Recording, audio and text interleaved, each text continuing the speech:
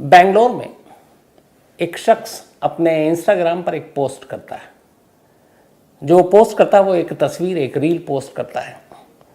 उस रील में एक अजीब से गेटअप में वो नज़र आता है। गेटअप कुछ ऐसा था कि उसका चेहरा सफ़ेद, आँखों के इर्द गिर्द काला रंग, लाल रंग की शक्ल और मुंह से खून टपक रहा है। लाल रंग उसने फेस कर रखा था। और इस रील के साथ पीछे गाना बज रहा है, एक बहुत ही मशहूर धनुष का वो गाना था, कोलावरी डी। तो करीब 3 जुलाई की बात है। इस पोस्ट को डाले हुए करीब 8 दिन हो जाते हैं।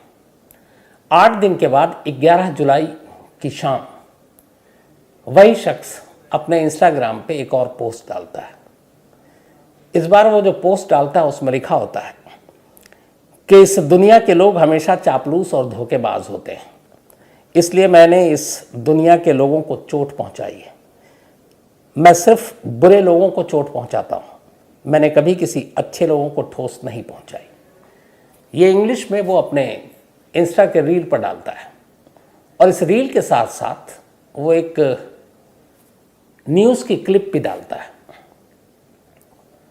और उस न्यूज़ क्लिप में जो कुछ था वो था कि बेंगलोर में 2 लोगों का कत्ल हो गया। अब ये उसने डाला और ये न्यूज़ क्लिप भी डाल दी। बात आई गई हो गई। इधर बेंगलोर पुलिस सच में एक डबल मर्डर की तफ्तीश कर रही है। उस डबल मर्डर की जो ये शख्स अपने इंस्टा के रील पर डाल चुका है, उसकी खबर। और वो कुछ घंटे पहले दोनों कत्ल हुआ था। पुलिस तफ्तीश करती है। तफ्तीश करने के बाद आखिरकार पुलिस 2 लोगों के साथ साथ जिसने इस इंस्टा पे अपने अकाउंट से रील बनाई उस तक पहुंचती है। और इसके बाद एक ऐसी कहानी सामने आती है जो बेंगलोर में फिलहाल चर्चा का विषय है। 11 जुलाई की बात है। 11 जुलाई यानी कल। 11 जुलाई की दोपहर 3:35 पर 3 लोग मोटरसाइकिल पर सवार बेंगलुरु के एक इलाका है अमृता हल्ली, वहाँ पहुँचते हैं और एक बिल्डिंग के बाहर अपनी बाइक को रोक देते हैं। इसके बाद ये तीनों लोग एक बिल्डिंग में दाखिल होते हैं। ये पूरा इलाका आसपास में रिहायशी इलाका है, लेकिन इसी इलाके की इसी बिल्डिंग में एक दफ्तर था। ये दफ्तर जिसका नाम Aeronics media private limited. Aeronics media private limited internet broadband की एक कंपनी थी और 2022 में ही शुरू हुई थी। तीनों शख्स जो थोड़ी देर पहले बाइक से उतरे वो सीधे इस कंपनी की उस दफ्तर के अंदर उस फ्लोर पर पहुंचते हैं जहां पे सारे स्टाफ बैठते हैं। उस कंपनी में दाखिल होने के बाद वो सीधे एमडी के चैम्बर में जाते हैं, जो मैनेजिंग डायरेक्टर हैं इस कंपनी के, एरोनिक्स मीडिया के। वहां जाने के बाद अब तीनों बैठ जाते हैं और एमडी से बातचीत शुरू होती है। उस वक्त कंपनी के अंदर करीब 10 एम्प्लॉय मौजूद थे। करीब 20 मिनट तक वो तीनों अनजाने मेहमान के साथ एमडी की बातचीत होती रहती है। ठीक 20 मिनट के बाद अचानक वो तीनों उठते हैं और अपने अपने पास से ड्रैगर, चाकू और तलवार निकाल लेते हैं और देखते ही देखते एमडी के ऊपर हमला करना शुरू कर देते हैं। अब जब हमला शुरू करते हैं तो फिर एमडी भी चीखते हैं। एमडी जिनका नाम सुब्रमण्या है, सुब्रमण्या फनींद्र, तो वो चीखते हैं शोर सुनकर। जो एम्प्लॉई है वो उनकी तरफ आते हैं, लेकिन एम्प्लॉई जब देखते हैं कि 3 शख्स उसके हाथों में तलवार और खंजर, वो डर जाते हैं। वो आगे नहीं बढ़ते, बचाते नहीं हैं। लेकिन इसी बीच ये चीख पुकार की आवाज़ कंपनी के सीईओ तक भी पहुंची और जो सीईओ है वहाँ पर वो भी वहाँ पहुँच जाते हैं इस आवाज़ को सुनकर। अब सीईओ मिस्टर वीनू कुमार, 36 और 28-30 साल दोनों की उम्र। तो कंपनी के एमडी यानी मैनेजिंग डायरेक्टर पर तलवार और चाकू से हमला हो रहा है। और फिर जब सीईओ ने सुना, वो भी उस चैम्बर में दाखिल हुए, कमरे में, ऑफिस में, तो उन्होंने बीच बचाव की कोशिश की, लेकिन हमलावरों ने अब वीनू कुमार पर भी हमला करना शुरू कर दिया। दोनों को बुरी तरह से तलवार और खंजर से मारा। और इसके बाद जब उन्हें लगा कि अब इनके बचने की उम्मीद कम है, तीनों वहाँ से निकलते हैं और जो बाकी एम्प्लॉय हैं जो डरे सहमे हैं उसी बिल्डिंग में, उनको धमकाते हुए कि कोई पीछा ना करे और कोई पुलिस को ना बताए, और वहाँ से निकलते हैं और भाग जाते हैं। उनके जाने के बाद बाकी एम्प्लॉई में हिम्मत आती है, वो फ़ौरन उन्हें उठाते हैं, गाड़ी में बिठाते हैं, नज़दीक के अस्पताल ले जाते हैं। इतनी देर में कोई पुलिस को भी खबर कर देता है, पुलिस भी पहुंच जाती है। जब एमडी और सीईओ दोनों को अस्पताल ले गया तो डॉक्टरों ने चेक करने के बाद कहा कि अब इनमें कोई जान नहीं है, दोनों की मौत हो चुकी थी। तो यहाँ पर एक शख्स इंस्टा पे रील डालता है कत्ल से पहले, और फिर डबल मर्डर के बाद मैसेज डालता है, और एक तरह से एक जो मीडिया में रिपोर्ट आई उसको भी पोस्ट करता है। फिर बैटमैन कॉमिक सीरीज़ की जो जोकर का कैरेक्टर है उससे भी प्रभावित है और उस तरह की चीज़ें करता है। तो ऐसी कई चीज़ें कई बार अलग अलग होती हैं, कातिलों की सोच और ये सारी चीज़ें। अब जब मौत हो गई इसके बाद 2 मर्डर का केस, अब बेंगलोर जैसे शहर में एक दफ्तर के अंदर घुसकर तलवार और चाकू से तमाम एम्प्लॉई के सामने 2 लोगों का कत्ल, वो भी कोई 2 छोटे मोटे नहीं बल्कि एक कंपनी के एमडी और एक कंपनी के सीईओ। तो मामला बड़ा था, पुलिस ने फ़ौरन मामला दर्ज किया, तफ्तीश शुरू की। तमाम कर्मचारी आई विटनेस थे, उनसे पूछताछ शुरू की, उनसे हुलिया पता चला। इत्तेफाक से उन कर्मचारियों में से एक ने बताया कि एक शख्स को वो लोग पहले से जानते हैं और उसका नाम है शबरीश। शबरीश को इसलिए जानते थे कि शबरीश पहले इस कंपनी में काम कर चुका है और शबरीश का एलियस है फेलिक्स, तो शबरीश उर्फ फेलिक्स। तो जब ये पता चला तो अब पुलिस फेलिक्स के घर तक पहुंचती है, वहाँ मिलता नहीं है। बाकी 2 लोगों की भी तलाश शुरू होती है हुलिया के ज़रिए। अब पुलिस ढूंढ रही होती है, मिल नहीं रहे होते हैं। लेकिन अब यहाँ पे पुलिस के सामने एक नई कहानी थी कि ये फेलिक्स क्यों। अब जब फेलिक्स की सारी कुंडली खंगाली गई तो पता चला कि उसका अपना इंस्टाग्राम पे रील है, बहुत पॉपुलर है वो। उसका अपना यूट्यूब चैनल है जो FJ मीडिया के नाम पर है। फिर ये भी पता चला कि वो अपने आप को जोकर कहलाना पसंद करता है। वो बैटमैन की कॉमिक सीरीज़ में जो जोकर का कैरेक्टर है वो उसे पसंद था और वो अपने आप को उसी कैरेक्टर के तौर पर देखा करता था। और ये वही फेलिक्स था जिसने 3 जुलाई को एक रील डाली और फिर 11 जुलाई की रात को ये मैसेज डाला कि बुरे लोगों को मैं मार रहा हूँ, अच्छे लोगों को नहीं मारता हूँ, और साथ में इस डबल मर्डर की न्यूज़ क्लिप डाली थी। तब फेलिक्स एक ठीक ठाक चेहरा जो सोशल मीडिया पे पॉपुलर है, दिन दहाड़े एक दफ्तर में घुसकर एक एमडी और एक सीईओ का कत्ल क्यों करेगा। पुलिस ने तफ्तीश करनी शुरू की। इस दौरान में उन दोनों की तलाश भी हो रही है। अब पुलिस जो है वो कुंडली भी खंगाल रही है फेलिक्स की। तो पता चला कि वो हमेशा अपना जो नाम है वो FJ लिखा करता था सोशल मीडिया पर, चाहे इंस्टा हो या फिर उसका अपना यूट्यूब चैनल हो, फेसबुक हो। FJ, F फॉर फेलिक्स और J फॉर जोकर। अब इस FJ की तलाश शुरू हुई, पूरी रात निकल गई, लेकिन फिर सुबह तक FJ और उसके साथ जो 2 लोग उस दफ्तर में गए थे, FJ पहले पकड़ा गया। FJ के ज़रिए उन 2 लोगों के नाम और पते पता चले तो उन दोनों की भी उठाया गया। तो ये 3 नाम थे, जो एक तो शबरीश हो गया, FJ यानी कि फेलिक्स जोकर, दूसरा उसका साथी था विनय रेड्डी उम्र 23 साल, और तीसरा था संतोष उर्फ संथू 26 साल। जब इन तीनों को गिरफ्तार किया गया तो पता चला कि इन तीनों ने ही MD और CEO को मारा है।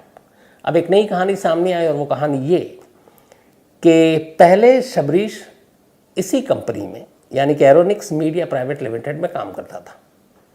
बाद में उसने ये कंपनी छोड़ दी, फिर उसने अपनी एक कंपनी लॉन्च की, लेकिन कंपनी अलग करने के बावजूद इस कंपनी के साथ उसकी बिजनेस राइवलरी थी और उसी राइवलरी के चक्कर में इन लोगों में बनती नहीं थी। ख़ास तौर पर इस कंपनी के जो MD थे एरोनिक्स के, मिस्टर सुब्रमण्या। तो कल वो मिस्टर सुब्रमण्या से ही मिलने के लिए गया था, लेकिन तैयारी के साथ गया था, क्योंकि अगर तैयारी ना होती तो वो अपने साथ तलवार चाकू ये सब लेकर नहीं जाता। तो तैयारी के साथ गया और उसके बाद जब बात बनी नहीं तो उसने उनके ऊपर हमला कर दिया। अब पुलिस ने गिरफ्तार किया, लगा मामला ख़त्म, कहानी ख़त्म, क्योंकि तीनों जो हमलावर थे, विटनेस भी सारे पहचान गए, वो पकड़े गए। लेकिन जब उनसे तफ्तीश जारी थी तभी कहानी में एक नया ट्विस्ट आता है। देर रात पुलिस एयरपोर्ट से एक शख्स को उठाती है और इस शख्स का नाम आज़ाद है। तो ये शख्स दिल्ली से जो है बेंगलोर जा रहा था और रात को ही पहुंचा था। जैसे ही वो पहुंचा वहां पर तो पुलिस ने उसको उठा लिया। ये भी एक ब्रॉडबैंड कंपनी का ओनर है, मिस्टर आज़ाद। अब सवाल ये हुआ कि जो तीनों कातिल थे उनको पकड़ लिया। सवाल ये भी था कि उनमें से एक की बिजनेस राइवलरी थी, यानी कि एफजे की, यानी कि शबरीश की, तो कहानी ख़त्म हो गई।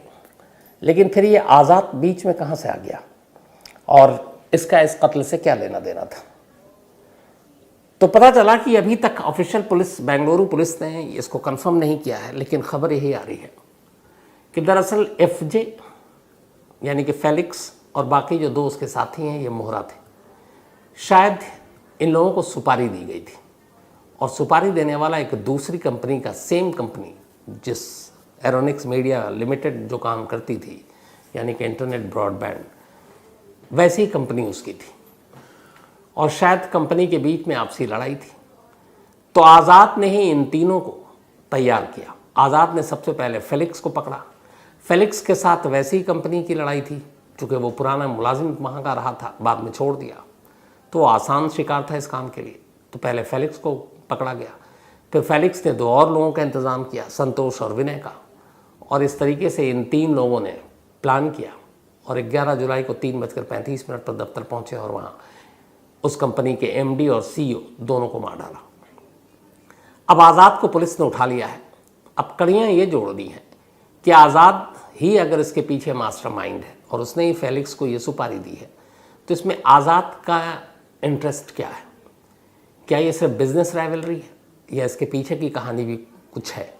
और जहाँ तक पूरे क्राइम सीन और अभी तक के विटनेस से पूछताछ के बाद पुलिस इस नतीजे पर पहुंची है कि शुरुआत में ये तीनों जो गए थे, इनका टारगेट सिर्फ एक था और वो कंपनी के एमडी मिस्टर सुब्रमण्या थे।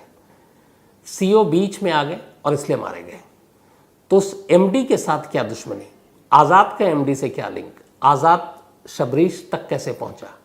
ये वो सारी चीज़ें हैं जिसको बेंगलोर पुलिस खंगाल रही है और उम्मीद यही है कि जल्दी ये केस सामने आ जाएगा। लेकिन जिस तरीके से शबरीश ने कत्ल से पहले इंस्टा पे पोस्ट किया और कत्ल के बाद फिर उसने बाकायदा इस खबर को डाली और ये मैसेज दिया, जो अगर आप एक बार उस मैसेज को फिर से, अब चूँकि कहानी समझ में आ गई है, जो उसने मैसेज लिखा वो ये था कि इस दुनिया के लोग हमेशा चापलूस और धोखेबाज होते हैं, इसलिए मैंने इस दुनिया के लोगों को चोट पहुंचाई। मैं केवल बुरे लोगों को चोट पहुंचाता हूं, मैंने कभी किसी अच्छे लोगों को ठेस नहीं पहुंचाई। ये मैसेज और इस मैसेज के साथ एक न्यूज़ क्लिप जिसमें डबल मर्डर की खबर, यानी सीईओ और एमडी की। यूट्यूब पर अगर आप जाएं एफजे मीडिया के नाम पर और आप देखें, ज़्यादा नहीं, करीब 8000 या 9000 सब्सक्राइबर हैं, लेकिन उसमें सारे अलग अलग जो वीडियोज़ हैं एफजे के बारे में जो हम लोगों ने पता किया, फेलिक्स के बारे में, ये कन्नड़ रैपर के नाम से भी मशहूर है, कन्नड़ रैपर। और ये खुद रैप नहीं करता, लेकिन जितने लोग रैप करते हैं कन्नड़ में, उनकी मिमिक्री करता है और उसी को अपने यूट्यूब चैनल पर डालता है और वैसी ही सारी चीज़ें लगभग ये इंस्टा पे रील बनाकर डालता है। तो जो तस्वीर थी, जो इस मैसेज के साथ कि मैं बुरे लोगों को मारता हूँ, अच्छे लोगों को नहीं, और वो जो उसने उससे पहले रील बनाई थी, वो इस कहानी में आप देखेंगे। और इस ओरिजिनल जो उसका मैसेज है, ये भी दीपक से कहूँगा वो आप डालेगा और आप उसको देखिएगा। तो फिलहाल बेंगलोर पुलिस तफ्तीश कर रही और जो असली वजह है इस कत्ल की, कि सिर्फ बिजनेस राइवलरी है या कुछ निजी दुश्मनी है या इसके पीछे कहानी कुछ और है, चूँकि अभी सिर्फ 24 घंटे से ज़्यादा हुए हैं इस डबल मर्डर को बेंगलोर के, तब इसमें बहुत सारी नई चीज़ें शायद निकल कर आएँ। तो जैसे ही इसमें कोई भी अपडेट होगा मैं आप तक वो अपडेट ज़रूर पहुंचाऊंगा। तो फिलहाल कहानी में आज इतना ही। एक बीवी पुलिस से कहती है कि मैंने अपने पति को मार डाला, मैंने उसका कत्ल किया है और मैं उसकी कातिल हूँ, और पुलिस उसे पकड़ लेती है, कोर्ट में पेश करती है। अदालत उसको जुडिशियल कस्टडी में जेल भेज देती है, यानी कि न्यायिक हिरासत में। अब इस कहानी का दूसरा पहलू ये है कि यही पत्नी जो कह रही है कि मैंने अपनी पति का कत्ल किया है, उससे पहले लगभग 20 महीने तक या 21 महीने तक पुलिस से यही कहती रहती है कि मेरा पति मिल नहीं रहा, उसको ढूंढ दो। और जब तक पुलिस से कहे कि आप तलाश नहीं कर रहे हो, पुलिस भी परेशान। तो कहानी के पहले हाफ में वो लगातार अपने पति को गुमशुदा बताती है और कहती है कि उसे ढूंढ दो, और खुद पुलिस के पास जाती है, रिपोर्ट भी लिखा हुआ है। और कहानी के सेकंड हाफ में वो कहती है कि नहीं, मत ढूंढो, मैंने तो उसका कत्ल कर दिया है और मैं कातिल हूँ अपने पति की। और पुलिस उसे गिरफ्तार करके जेल भी भेज देती है। लेकिन क्लाइमेक्स कुछ और निकलता है इस कहानी का। केरल में एक जगह है कूडल, इसी इलाके में है कूडल पुलिस स्टेशन, और इसी इलाके में कूडल में 5 नवंबर 2021 5 नवंबर 2021 की बात है ये। इस मोहल्ले में एक परिवार रहता था कूडल में, एक आम परिवार, नौशाद का परिवार। नौशाद की बीवी और 2 बच्चे थे। शादी को 10 साल से ज़्यादा हो चुके थे। अक्सर छोटी छोटी बातों पर मियाँ बीवी में झगड़ा भी होता था, लेकिन फिर झगड़ा सुलझ जाता, दोनों फिर मिलकर रहते।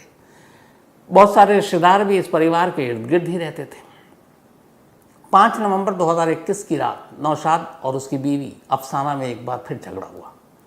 दोनों झगड़ा करने लगे। कई बार ये झगड़ा होता था, अड़ोसियों पड़ोसियों को भी पता था, ये मियाँ बीवी ऐसे ही लड़ते हैं, फिर सुबह ठीक हो जाते हैं।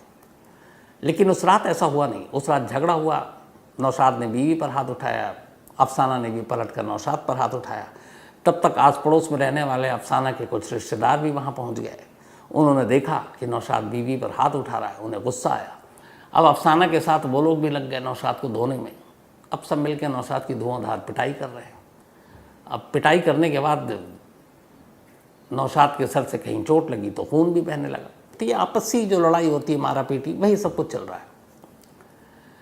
अब इसके बाद अचानक किसी तरह से नौशाद उस घर से निकलकर भागने की कोशिश करता है। घर के अंदर एक खिड़की थी, वो देखता कि दरवाजे की तरफ तो सारे अफसाना के रिश्तेदार खड़े हैं, तो वो खिड़की से बाहर कूद जाता है। उसके पीछे में अफसाना के कुछ और रिश्तेदार भी कूद जाते हैं, और उसके बाद नौशाद गायब।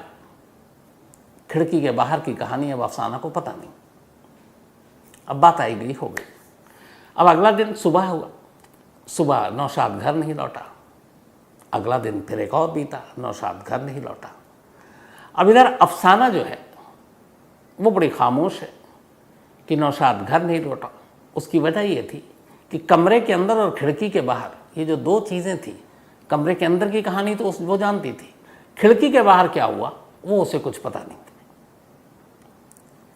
लेकिन खिड़की के बाहर जाने से पहले जो हुआ, और उसमें नौशाद बुरी तरह घायल था, ये उसे मालूम था। 2-3 दिन बीत गए, नौशाद घर नहीं लौटा, काम पर भी नहीं गया। अब जब वो गायब हो गया तो नौशाद के फादर ने कूडल पुलिस स्टेशन में जाकर अपने बेटे की गुमशुदगी की रिपोर्ट लिखा दी। अब जब फादर ने गुमशुदगी की रिपोर्ट लिखाई तो इधर अफसाना भी जो है उसको लगा कि उसका शौहर, उसका पति गायब है और वो खामोश घर में बैठी है, तो लोग क्या सोचेंगे। अब उसके दिमाग में अजीब अजीब चीज़ें चल रही हैं, क्योंकि कमरे के अंदर की कहानी और खिड़की के बाहर की कहानी जिससे वो अनजान है। अब इसी कश्मकश में वो भी पुलिस स्टेशन पहुंचती है और पुलिस से कहती है कि आप मेरे पति को ढूंढिए, नौशाद गायब है 5 नवंबर की रात से। पुलिस भी कहती है ठीक है, हम ढूंढ रहे हैं, कोशिश करती रहती है। अब हर हफ्ते अफसाना पुलिस स्टेशन पहुंच जाए, कहे मेरे पति को ढूंढिए। इधर नौशाद अब घर नहीं लौट रहा है, गायब है। धीरे धीरे दिन, हफ्ते, महीने में बदलता जाता है, नौशाद का कोई सुराग नहीं। इधर बार बार हर हफ्ते में 2-4 दिन अफसाना पुलिस स्टेशन पहुंच जाए तो कूडल पुलिस वाले भी चिढ़ गए कि क्या मामला है यार, ये बार बार चली आती है, बंदा मिल नहीं रहा, ढूंढ भी रहे हैं। अब वो बोलते थे कि हम अपनी तरफ से कोशिश कर रहे हैं। करीब 6 महीना गुजरा, अफसाना अब थोड़ी सी चेंज हो गई। अब वो पुलिस के पास जाती, कहती कि मैंने आज कूडल में मार्केट गई थी, वहाँ पर नौशाद को देखा। अब पुलिस की टीम फ़ौरन वहाँ पे भेजी जाती कि भाई जाओ के देखो। अब वहाँ कोई नौशाद टाइप मिलता नहीं। कभी कहती मैंने वहाँ देखा, कभी कहती मैंने वहाँ देखा।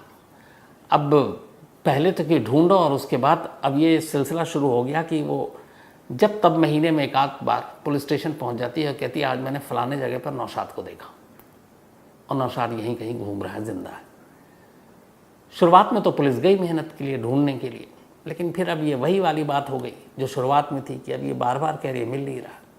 फिर एक रोज़ ये अचानक आई और उसने कहा कि मैं सड़क के किनारे थी और सामने सड़क के उस तरफ दुकान में मैंने नौशाद को देखा। तो पुलिस ने उससे पूछा कि जब आमने सामने थे तो तुमने पास क्यों नहीं गई, पकड़ा क्यों नहीं?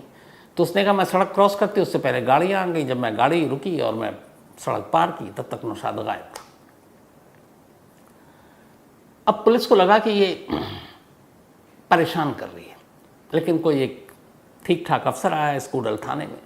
जब उसने ये पूरी फाइल पढ़ी कि एक शख्स गायब है, अब लगभग 21 महीने होने वाले हैं, 5 नवंबर 2021 से गायब है और जुलाई का महीना यानी कि पिछला महीना। इत्तेफाक से फिर अफसाना पहुंच गई रूटीन की तरह कि अभी तक मेरे आपने पति को नहीं ढूंढा नौशाद को। तो उसने कहा अच्छा तुम पूरा बयान दो। अब उसने अपना पूरा बयान देना शुरू किया, बयान दे के चली गई। अब उस अफसर ने अफसाने के पुराने बयान निकाले जो पुलिस को उसने दिए थे, ये अलग अलग वक्त में दिए थे, नौशाद को देखने की बातें, नौशाद के गायब होने की बातें। जब वो उठाया उसने तो 5 नवंबर 2021 की रात का जो उसका पहला बयान था और ये भी जो जुलाई में उसने दिया उस रात की घटना को लेकर, उस बयान में बहुत सारी चीज़ें अलग अलग थी। कई बार हो सकता है इंसान वक्त के साथ भूल जाता है, लेकिन अब उस अफसर को लगा कि अफसाना कुछ छुपा रही है, झूठ बोल रही है। अब जब पुलिस को ये शक हुआ तो फिर लास्ट जब ये था कि उसने उसको मार्केट में देखा सड़क पार, पुलिस वहाँ पर गई और कई चश्मदीदों से पूछा भाई यहाँ पे कौन शख्स था, क्या था। तो पुलिस को उस दिन एक पुख्ता जानकारी मिली कि जिस जगह के बारे में अफसाना कह रही थी कि उसने इतने बजे उस मार्केट में सड़क की दूसरी तरफ से नौशाद को देखा, वो झूठ बोल रही थी क्योंकि वहाँ पर उस वक्त वो मौजूद ही नहीं थी। अब पुलिस को लगा कि ये झूठ क्यों बोल रही है, अगर इसका पति वहाँ पर था नहीं तो ये पुलिस में आकर बयान क्यों दे रही है। पुलिस ने तय किया कि कुछ ना कुछ ऐसा है जो अफसाना छुपा रही है और 21 महीने से एक शख्स गायब भी है, केस को सुलझाना भी है। अब अफसाना को थाने बुलाया गया और इस बार उसे तसल्ली से पूछताछ हुई। अब जब पूछताछ हुई तो अफसाना ने पूरी कहानी सुनाई। जैसे ही उसने अपनी कहानी सुनाई पुलिस ने उसे अरेस्ट कर लिया। अरेस्ट करने के बाद ये बात है 28 जुलाई की। 28 जुलाई को कहानी सुनाने के बाद पुलिस ने अफसाना को अरेस्ट किया। 29 जुलाई को वहाँ की लोकल कोर्ट में पेश किया। कोर्ट में पेश करने के बाद पुलिस ने बताया कि अफसाना है नौशाद नाम के एक शख्स की पत्नी। 5 नवंबर 2021 की रात को झगड़ा हुआ और उस झगड़े के बाद अफसाना ने अपने रिश्तेदारों के साथ मिलकर नौशाद के साथ मारपीट की और फिर अफसाना ने एक तरह से कत्ल कर दिया, नौशाद को मार डाला। मारने के बाद घर के पास ही या घर के इर्द गिर्द कहीं इसने लाश छुपा दी। लाश नहीं मिल रही है। अब लाश नहीं मिलेगी तो कत्ल का मुकदमा कैसे दर्ज होगा, लेकिन पुलिस का कहना था मामला कत्ल का है। तो अदालत ने अफसाना को पुलिस कस्टडी की बजाय जुडिशल कस्टडी में भेज दिया और पुलिस से कहा कि जाओ तुम नौशाद की लाश ढूंढो। अब पुलिस नौशाद की लाश ढूंढने में लग गई। लाश ढूंढने के लिए पुलिस ने बाकायदा जिस घर में अफसाना रहा करती थी पहले वहाँ गई। उस घर, चूँकि आजकल बहुत सारी चीज़ें आपने देखी होंगी, चाहे श्रद्धा वाला हो या कई घरों में फ्रिज में लाश मिली है, कई जगहों पे दफना दिया गया है घर के अंदर ही, कमरे के अंदर ही। तो ये सारी चीज़ें केरल पुलिस की भी जानकारी में थी कि तरीका क्या क्या है। तो पुलिस पहले घर गई, घर की खुदाई की, फिर घर के चारों तरफ कुछ देखा ऐसी चीज़, लोगों से पूछा कि पिछले 21 महीने में यहाँ कुछ नई खुदाई हुई है, नया कुछ बना है। जहाँ जहाँ लोगों ने बताया उन जगहों की खुदाई हुई। दीवारों को खोद डाला गया, घर को खोद डाला गया। फावड़ा चल रहा है लेकिन लाश कोई नहीं मिल रही है। यहाँ तक कि घर के आसपास क्रिश्चियन के कुछ कब्रिस्तान थे, वहाँ जाकर पता किया गया कि यार ऐसा तो नहीं कि कहीं कोई कब्र खोदी गई, कोई लाश आई गई और जो ऐसे तरीके से दफनाई गई जिससे कुछ शक हो। सेप्टिक टैंक को खंगाला गया बाकायदा बुलाकर मुलाजिमों को, सेप्टिक टैंक में झाँको। नौशाद की लाश के लिए ज़मीन के ऊपर से लेकर अंदर तक केरल पुलिस ने सब कुछ आजमा डाला, लेकिन लाश बरामद होने का नाम ही नहीं। इधर यह हुआ कि अब अफसाना की कहानी कि 21 महीने से एक महिला का पति गायब है और वो पति को ढूंढने के लिए बार बार खुद पुलिस स्टेशन जाती है, कहानी सुनाती है और वो मिल नहीं रहा है। और अब अचानक उसी महिला को, उसी पत्नी को पुलिस ने उसके ही पति के कत्ल के इल्ज़ाम में गिरफ्तार कर लिया। तो कहानी ये थाने से लीक हुई। 28 जुलाई को जब अफसाना को गिरफ्तार किया गया तब उसने पुलिस से कहा कि 5 नवंबर 2021 की हमारी लड़ाई हुई, उस झगड़े के दौरान मैंने उसके सर पे मारा, खून निकलने लगा और मेरा एक साथी भी था साथ में, और भी लोग थे लेकिन एक ख़ास साथी था। अब ये था कि जिस तरीके से खून निकल रहा था और लग रहा था कि अब वो बचेगा नहीं, तो मेरे दोस्त ने कहा कि तुम चिंता मत करो। वो नौशाद को खिड़की के बाहर फेंक कर खुद भी चला गया। उस दिन के बाद से वो दोस्त गायब, वो कहीं और चला गया। और अफसाना के दिमाग में ये कि जो मारा, जो चोट लगी, उससे नौशाद मर गया और मरने के बाद नौशाद को कहीं आसपास में दफना दिया गया। तब उसके दिमाग में दोनों चीज़ें, उधर दोस्त से कांटेक्ट नहीं हो रहा है, इधर ये है कि उसको चोट लगी है, तीसरा ये है कि उसने कहा था मैं कर दूंगा, और उसने बॉडी को दफना दिया।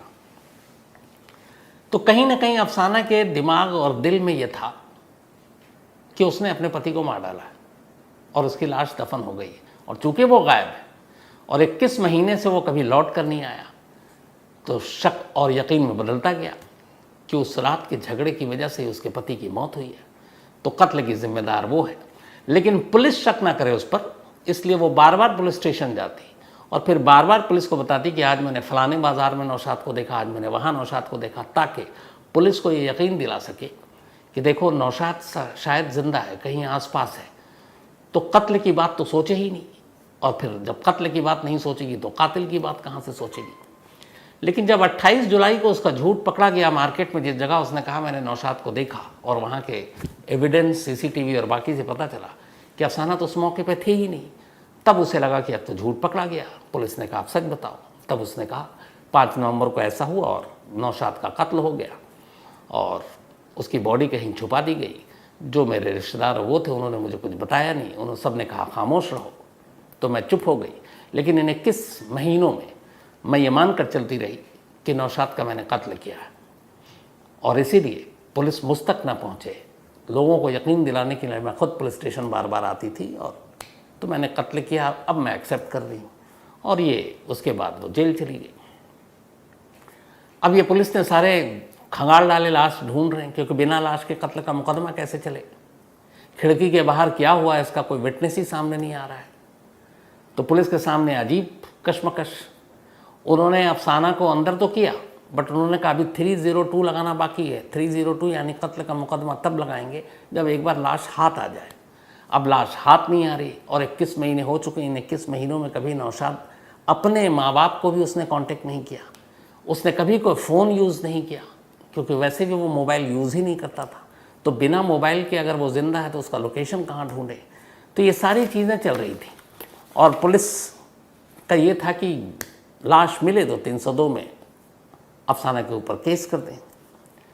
लेकिन लाश मिल नहीं रही, उधर वो अब पहुँच गई जेल। इसी दौरान अब ये अफसाना और नौशाद की कहानी मलयालम न्यूज़पेपर में छप गई। जिस दिन अरेस्ट हुआ उसके दूसरे दिन, मतलब 29 को ये जेल गई, और 30 जुलाई को मलयालम के अखबार में पूरी कहानी, एक पत्नी की कहानी, उस रात की कहानी, जिस तरीके से क्राइम रिपोर्टिंग की कवरेज होती है बहुत ही दिलचस्प अंदाज में, कि 21 महीने तक एक पत्नी अपने पति को ढूंढती रही, तलाशती रही, और आखिर में वही कातिल निकली। तो उस खबर के साथ साथ अफसाना और नौशाद दोनों की तस्वीर भी अखबार ने छाप दी।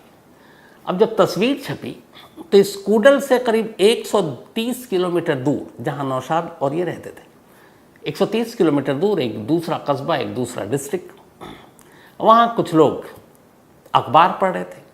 हमारे यहाँ गांव देहात शहर हर जगह लोग न्यूज़पेपर पढ़ते हैं। तो मलयालम न्यूज़पेपर उस गांव में भी पहुंचा। उन्होंने देखा, अफसाना की कहानी पढ़ी, और अफसाना के साथ साथ जब अफसाना के बराबर में छपी तस्वीर को ध्यान से देखा तो उसने एक ने कहा कि अरे ये तो यही है, हमारी इलाके में काम करता है। अब बाकी 3-4 लोगों ने कहा यार हमने तो देखा है। अब इसके बाद वो अखबार लेकर पहुँचे उस जगह पर जहाँ पे वो शख्स काम करता है, जिनका दावा था कि ये वही है। वहाँ गए, उन्होंने उससे पूछा तुम्हारा नाम नौशाद है? वो भी चौंका, बोला हाँ। बोला ये तस्वीर तुम्हारी है? बोला हाँ। बोला ये औरत तुम्हारी बीवी है? उसने कहा हाँ। फिर उसने अपनी ही कहानी पढ़ी। अब कहानी ये थी कि वो मर चुका है, उसका कत्ल हो चुका है और उसके इल्ज़ाम में उसकी बीवी जेल जा चुकी है। तो एक मुर्दा शख्स अपनी ही मौत की कहानी अखबार में पढ़ रहा है। अब ये जब देखा तो उसे बड़ी चिंता हुई कि यार उसके दोनों बच्चे कहाँ हैं। और ये फिर गांव वालों ने पूछा कि बताओ कि तुम 21 महीने से गायब हो, तो तुम कभी भी इस दौरान में अपनी बीवी, बच्चे, माँ बाप से नहीं मिले। उसने कहानी सुनाई। उसने कहा कि 5 नवंबर को जो कुछ हुआ और जिस तरीके से अफसाना के सारे रिश्तेदार उसके ऊपर टूट पड़े थे, उसे लगा वो मार डालेंगे, क्योंकि मैंने अफसाना पर हाथ उठाया था, इससे पहले भी उठाया था। तो मैं डर गया कि लोग मेरा कत्ल कर देंगे। तो उस डर से मैं उसी रात अपना इलाका छोड़कर भाग निकला और उसके बाद मैंने कहा कि अब जाऊंगा नहीं, वरना वो लोग मुझे मार देंगे। फिर मैं इधर उधर भटकता रहा और भटकते भटकते फिर ये 130 किलोमीटर दूर ये जो एक नाम है इदुकी इलाके में ये पहुंच गया नौशाद। और पिछले 21 महीनों से उसी इलाके में उसने अपना छोटा मोटा काम करना शुरू कर दिया और अपनी उससे ज़िंदगी गुजारा था। और उसने तय कर लिया था कि कोई फ़ोन नहीं करेगा, क्योंकि एक बार अगर फ़ोन करेगा तो उसके माँ बाप या किसी को भी तो उसके बारे में पता चल जाएगा, लोकेशन पता चल जाएगा और फिर अफसाना तक ये खबर चली जाएगी और अफसाना उसका कत्ल कर देगी। ये उसके जहन में एक डर बैठा हुआ था।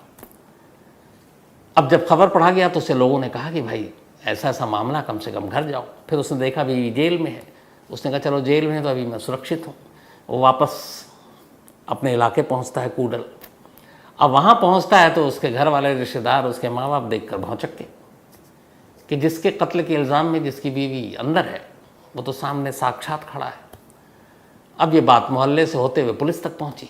फ़ौरन कूडल पुलिस आई।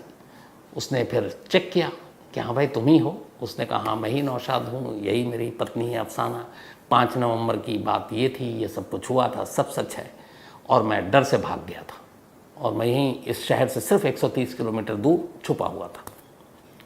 अब पुलिस के सामने भी अजीब चीज़ कि जिसके केस में जिसकी बीवी को अंदर कर दिया है वो सामने खड़ा हुआ है, तो अब मुकदमा क्या बने।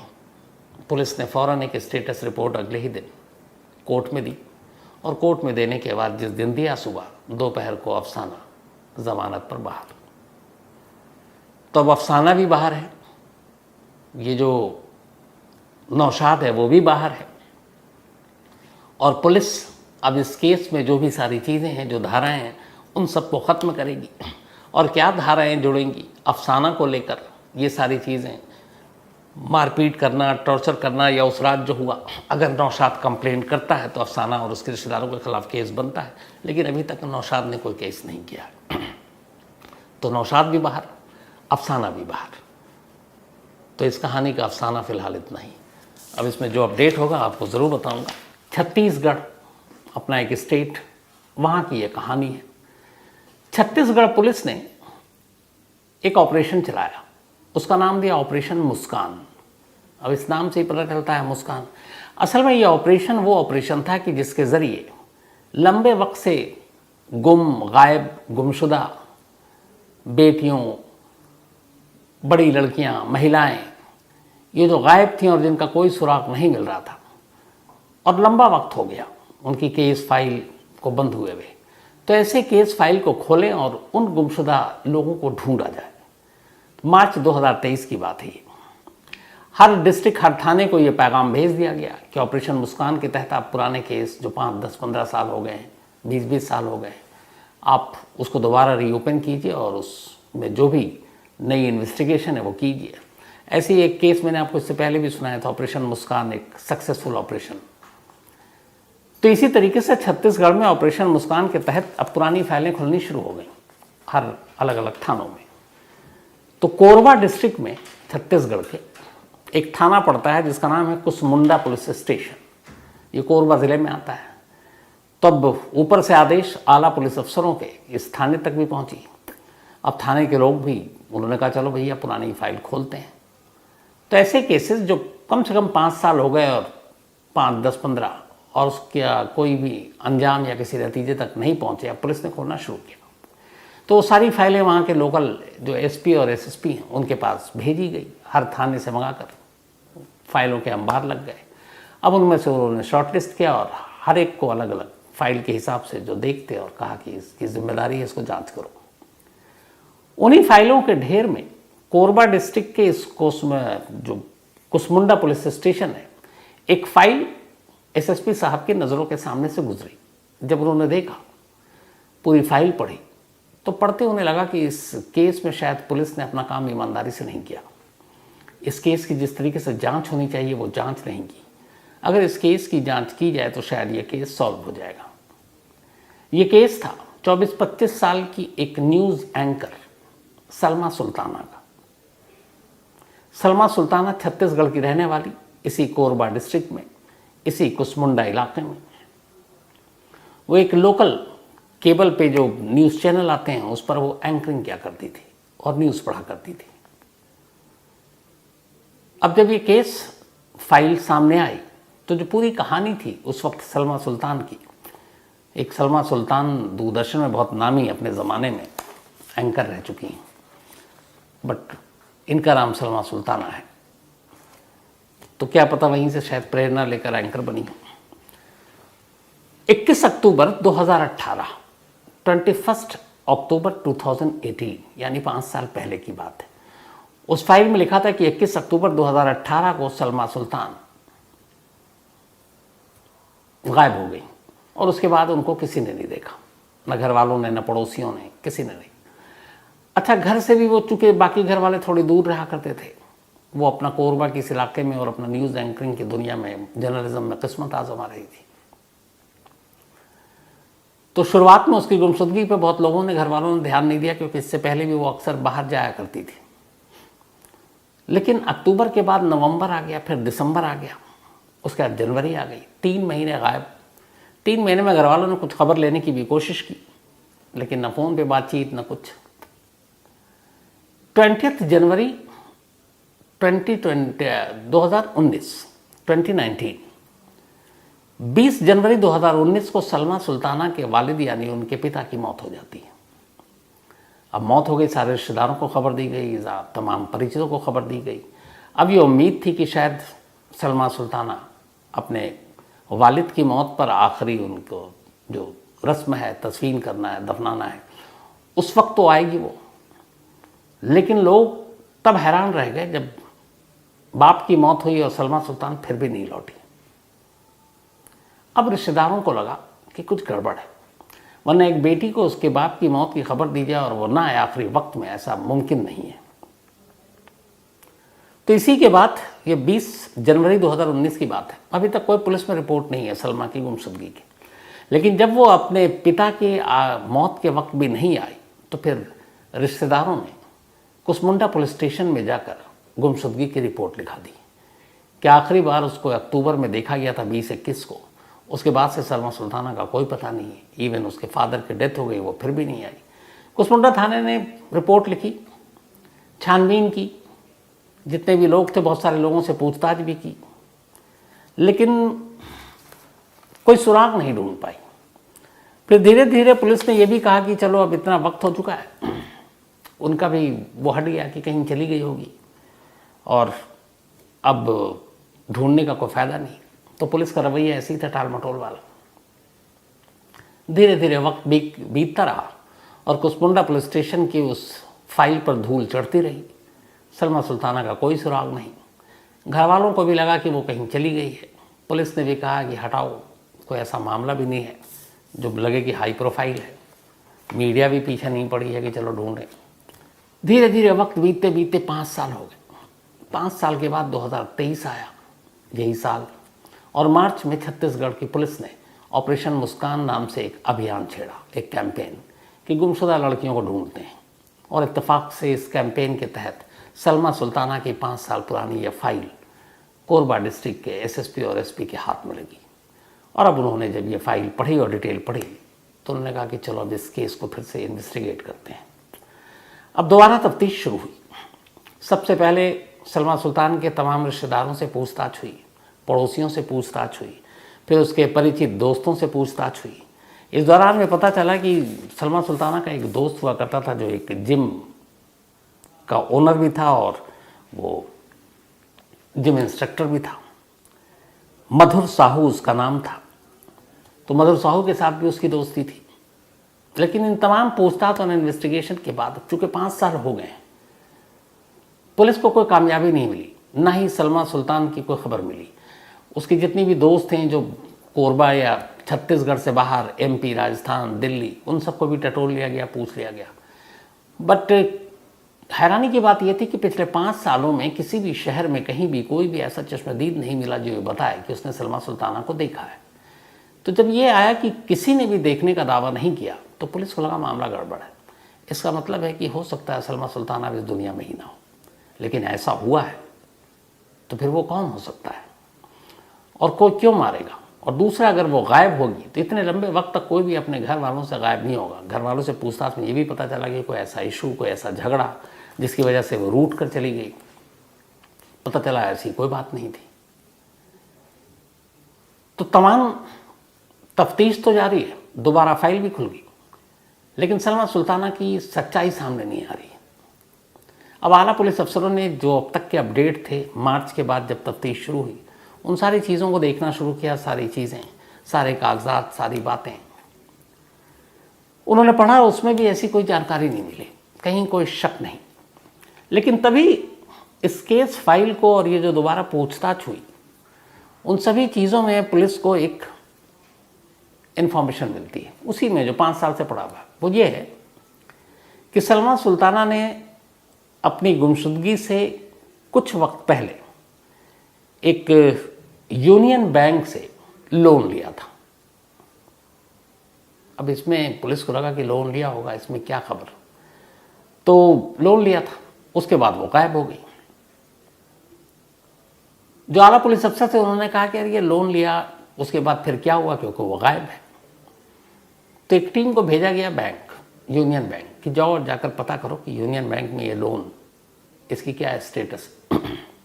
जब पुलिस की टीम पहुंची और बैंक मैनेजर से बातचीत की, तो पता चला कि उसका एक हर महीने का एक EMI फिक्स था।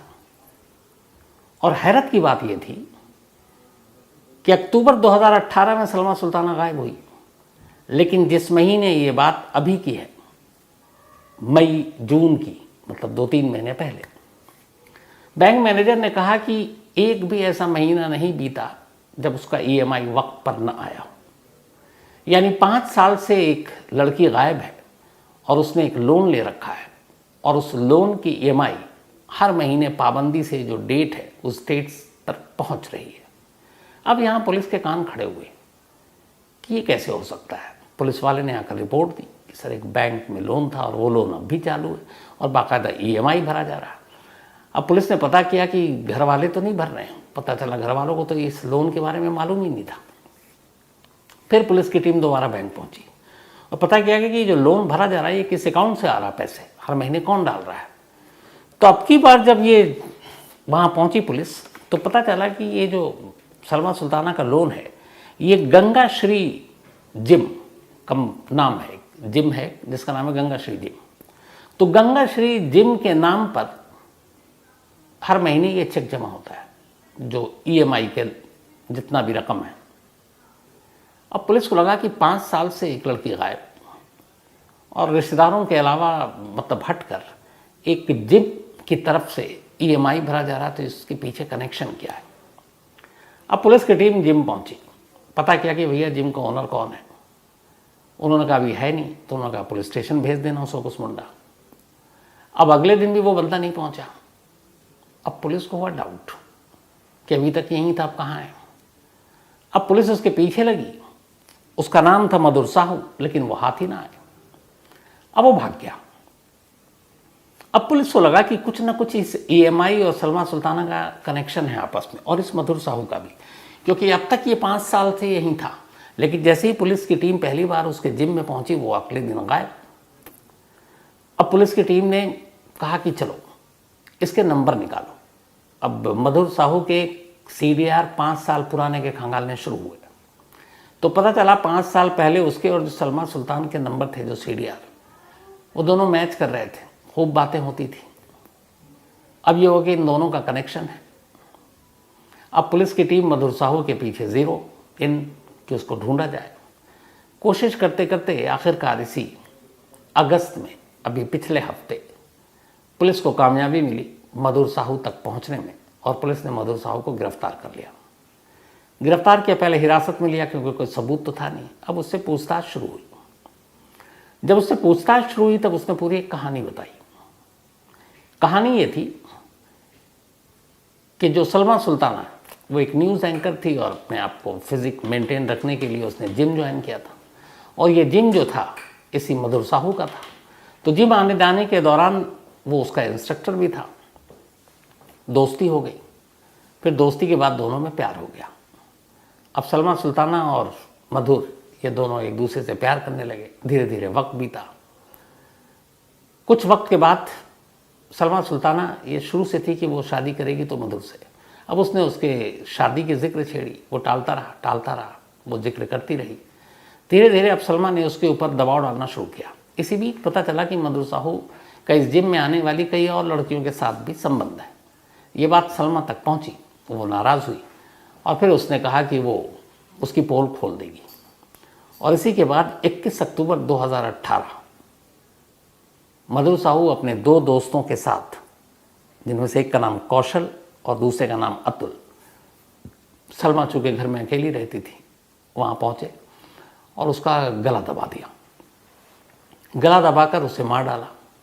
कत्ल करने के बाद कार में लाश रखी सलमा की और लाश को रखने के बाद उसी कोरबा ज़िले में एक कोहड़िया पुल है, उस कोहड़िया पुल के करीब एक भवानी मंदिर है और उस मंदिर के पास सड़क किनारे उन्होंने रात के अंधेरे में गड्ढा खोदा और उस गड्ढे में सलमा सुल्तान की लाश दबा दी और ये दबाने के बाद चले आए।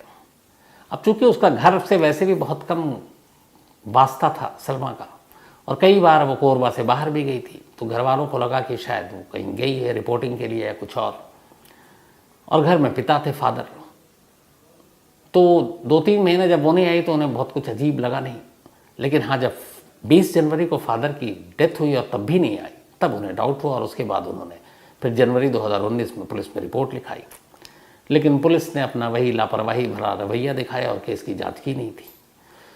तो अब मधुर साहू की गिरफ्तारी के बाद उसने जब ये कहानी बताई तो पुलिस की टीम मौके पर पहुंची। अब यहीं से एक नई कहानी शुरू हो गई।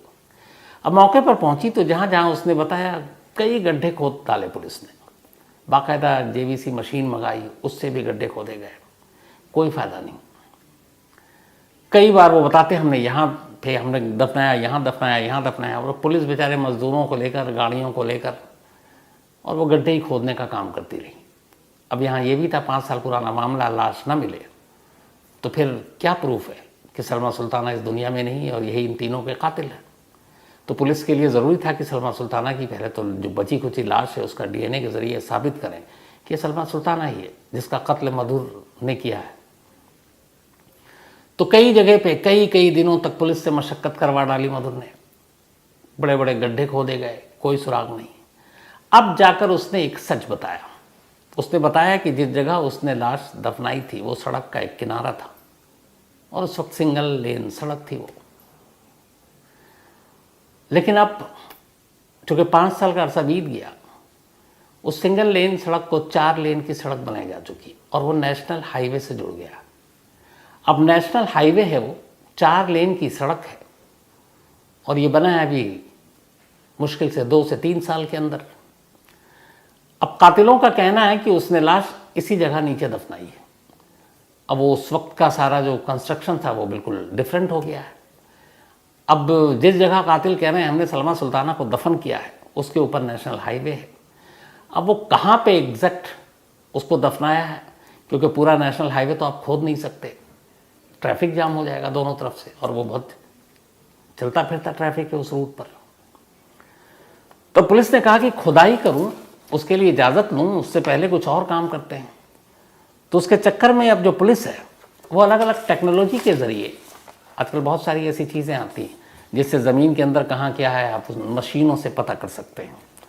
तो अब पुलिस उन्हीं टेक्नोलॉजी का सहारा लेकर ये पता करने की कोशिश कर रही है, जैसे सैटेलाइट इमेज से कि यहाँ पे कभी कुछ हुआ या था।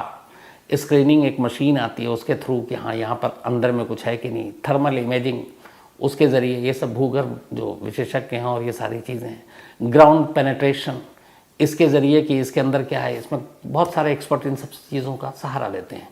तब इन्हीं टेक्नोलॉजी का सहारा लेकर पुलिस अलग अलग डिपार्टमेंट से ये सारी इक्विपमेंट्स मंगा रही है, क्योंकि मामला ये आ गया कि नेशनल हाईवे, अब नेशनल हाईवे में भी एक पर्टिकुलर जगह हो कि इसके नीचे है तो वहाँ तक तो चलो एक गड्ढा खोद दो, लेकिन आप पूरा नेशनल हाईवे तो खोद नहीं सकते हैं, क्योंकि दोनों तरफ का ट्रैफिक रुक जाएगा।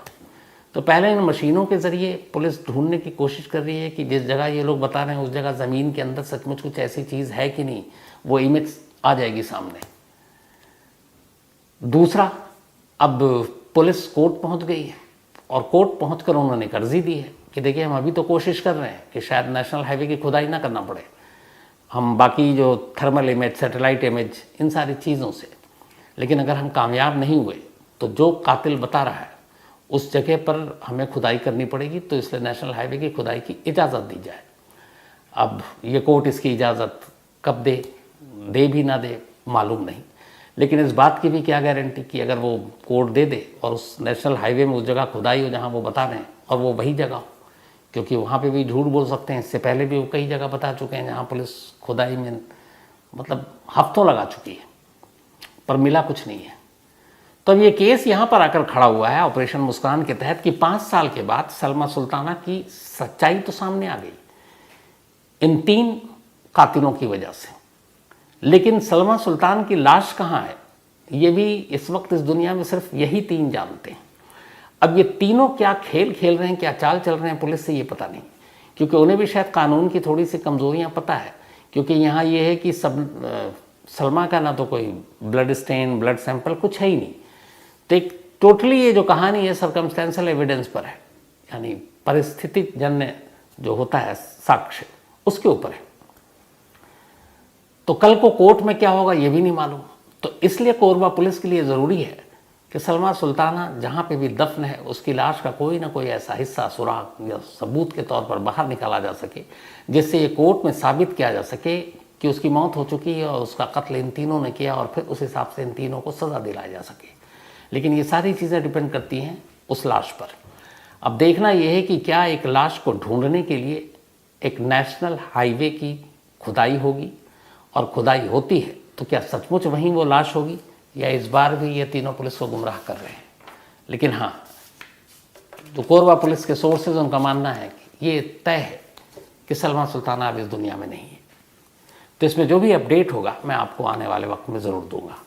तो कहानी में आज इतना। ये कहानी ब्राज़ील की है। नॉर्थ ईस्ट ब्राज़ील में एक महिला रहा करती थी। इस महिला का नाम था रिसांगेला अल्मेडा डॉस सैंटोस, तो रिसांगेला ही हम कहेंगे। रिसांगेला की उम्र करीब 37 साल थी। एक ठीक ठाक परिवार से थी, शादी हो चुकी थी, गृहस्थी भी ठीक चल रही थी, लेकिन कोई औलाद नहीं, बच्चे नहीं थे। रिसांगेला को बचपन से एक चक्कर आने की शिकायत हुआ करती थी, तो अक्सर उसे चक्कर आता और वो उसकी दवा भी लेती थी, लेकिन बाकी सब कुछ ठीक था, उसे कोई बीमारी नहीं, कोई ऐसी परेशानी नहीं। 37 साल की उम्र, माँ, बहन, परिवार में सब, हस्बैंड, सभी लोग थे। इसी साल जनवरी में, बल्कि जनवरी के तीसरे हफ्ते में रिसांगेला को फिर से चक्कर आता है।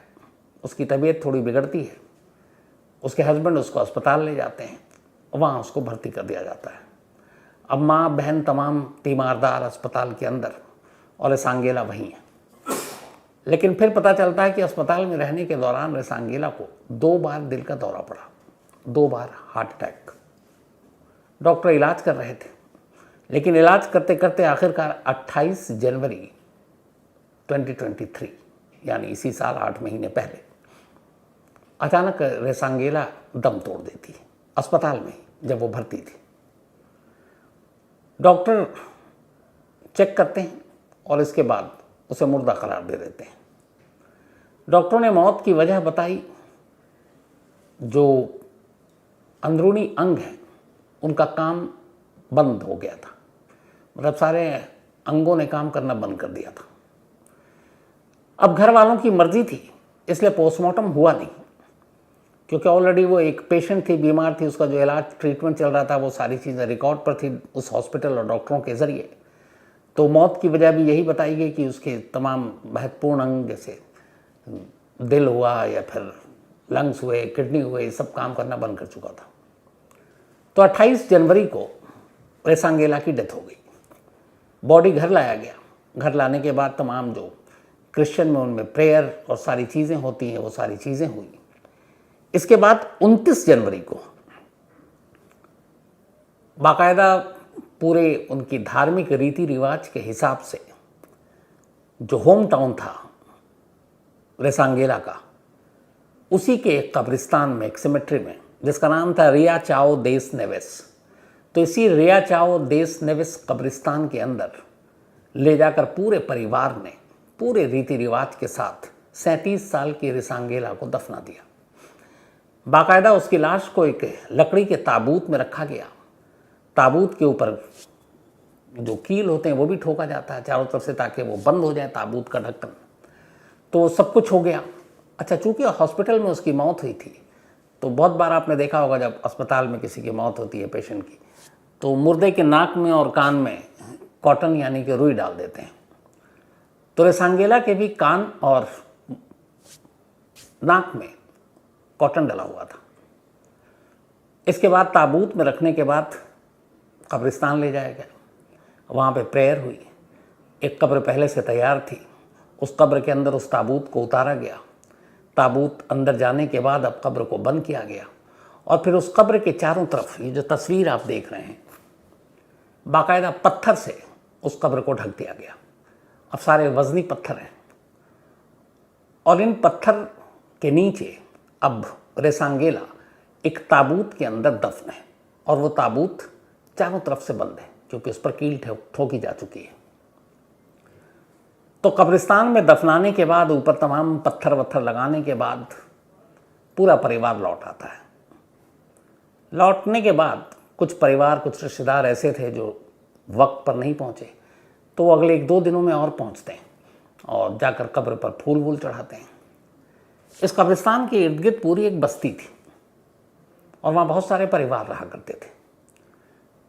तो 29 जनवरी को दफनाया गया। उसके बाद कोई ऐसी चीज़ हुई नहीं। धीरे धीरे वक्त बीता। अगले 2-3 दिन तक रिश्तेदार जो नहीं पहुँचे थे या जो जानकार, वो पहुँचने शुरू हुए और फिर धीरे धीरे ये सिलसिला भी बंद हो गया। अब ये सिलसिला बंद हो गया, उधर एक दूसरी चीज़ चालू हो गई। हुआ ये कि इस रिया चाओ देस नेवेस कब्रिस्तान के करीब जो आबादी थी, उनको ख़ासतौर पर रात को किसी महिला के चीखने की आवाज़ें आती। ऐसा लगता कोई हेल्प मांग रही है, कोई मदद मांग रही है। शुरू में लगा कि उनको वहम है ये, बट 1 घर, 2 घर, 3 घर, अब कई घर के लोगों को आवाज़ आने लगी। अगले दिन फिर दिन में आवाज़ आने लगी, सुबह आवाज़ आने लगी, दोपहर को, रात को। उन्हें कुछ समझ में नहीं आया, लेकिन उन्हें ये पता है कि ये कब्रिस्तान से आवाज़ आ रही है। अब कब्रिस्तान के अंदर तो लोग घर बनाकर रहते नहीं हैं, तो कब्रिस्तान की बाउंड्री के बाहर ही थे। आवाज़ आ रही है, कब्रिस्तान से आ रही है, अब ये तय हो चुका था, लेकिन कब्रिस्तान में कहाँ से आ रही है ये मालूम नहीं। इसी दौरान में जब 2-3 दिन बीत गए और ये आवाज़ कभी आती कभी नहीं आती, तो लोगों को लगा कि शायद कोई ऐसी चीज़ होगी। कई लोग इस पे बातें भी करने लगे, कब्रिस्तान है, आत्माएं होती हैं, तो हो सकता है ऐसा कुछ हो। अब किसी की हिम्मत भी नहीं है।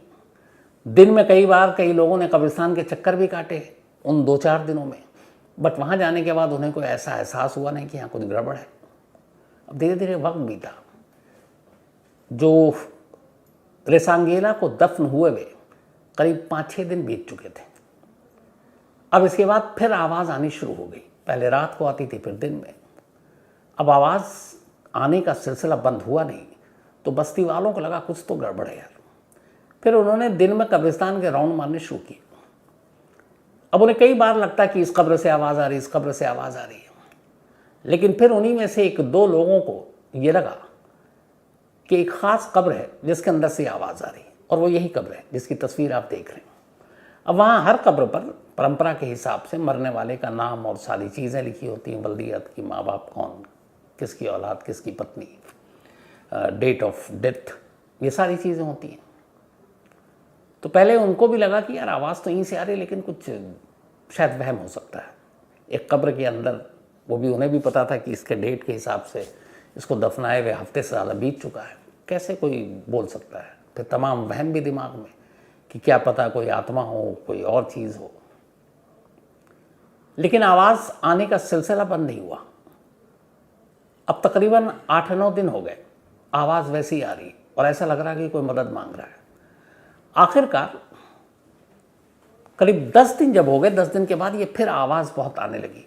लोग फिर कब्रिस्तान गए और आज सभी ने, अलग अलग लोग गए और उन्होंने देखा कि एक यही कब्र है जिसके करीब जाने पर सबसे ज़्यादा तेज़ आवाज़ सुनाई देती है। बाकी उस कब्रिस्तान में सैकड़ों कब्र थे, लेकिन कहीं पे कोई आवाज़ नहीं। जो कब्रिस्तान के मुलाजिम थे उन तक शिकायत पहुंची, उन्होंने भी चेक किया, कोई आवाज़ नहीं।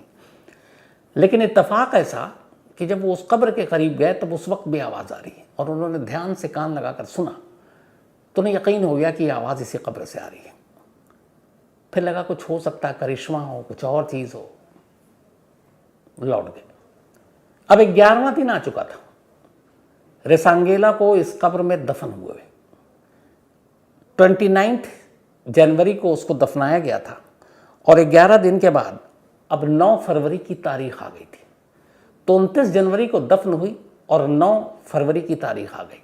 9 फरवरी की सुबह सुबह फिर उसी कब्र से चीखने की आवाज़ आ रही, हेल्प हेल्प, इस तरह से, उनके अपने लोकल लैंग्वेज में जो बातचीत करते हैं।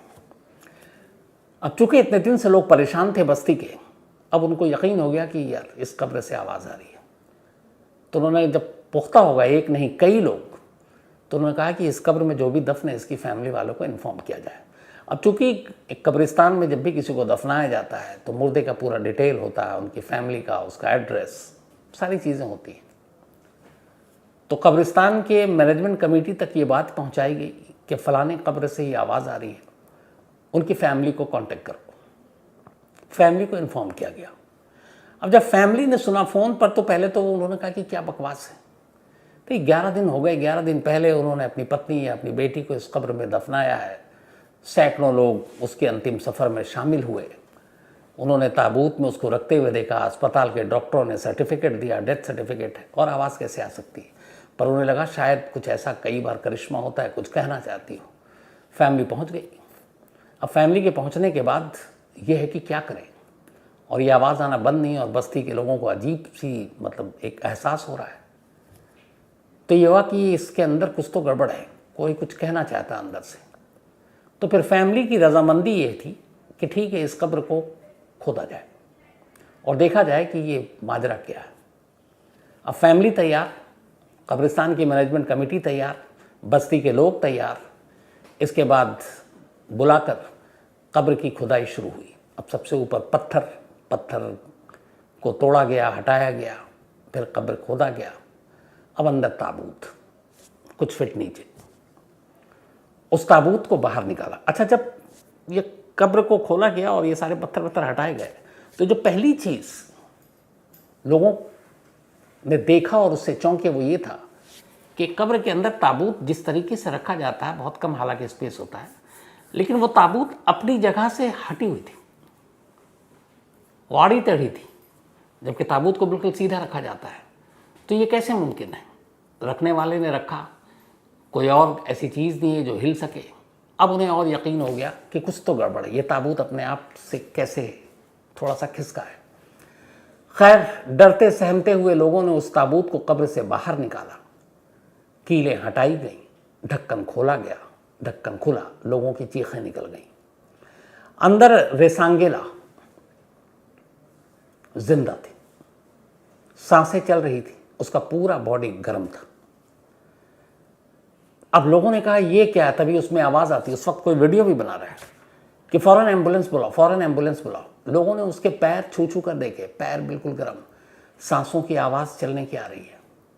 अब ये क्या करिश्मा, कैसे हो सकता है कि इतने नीचे कब्र के अंदर न कोई हवा, न ऑक्सीजन, ताबूत बंद, ऊपर से पत्थर के स्लेब, सारी चीज़ें लगी हुई हैं, और ये अंदर जिंदा। तो फ़ौरन एम्बुलेंस बुलाया गया, ताबूत से बाहर निकाला गया रेसांगेला को। जब बाहर निकाला गया और ताबूत को देखा गया तो लोग फिर चौंक उठे। उस ताबूत में खून के कई छींटे थे और खुद रेसांगेला के दोनों हाथ जख्मी थे, उसमें खून था। उसका माथा जो है, सर, वो जख्मी था।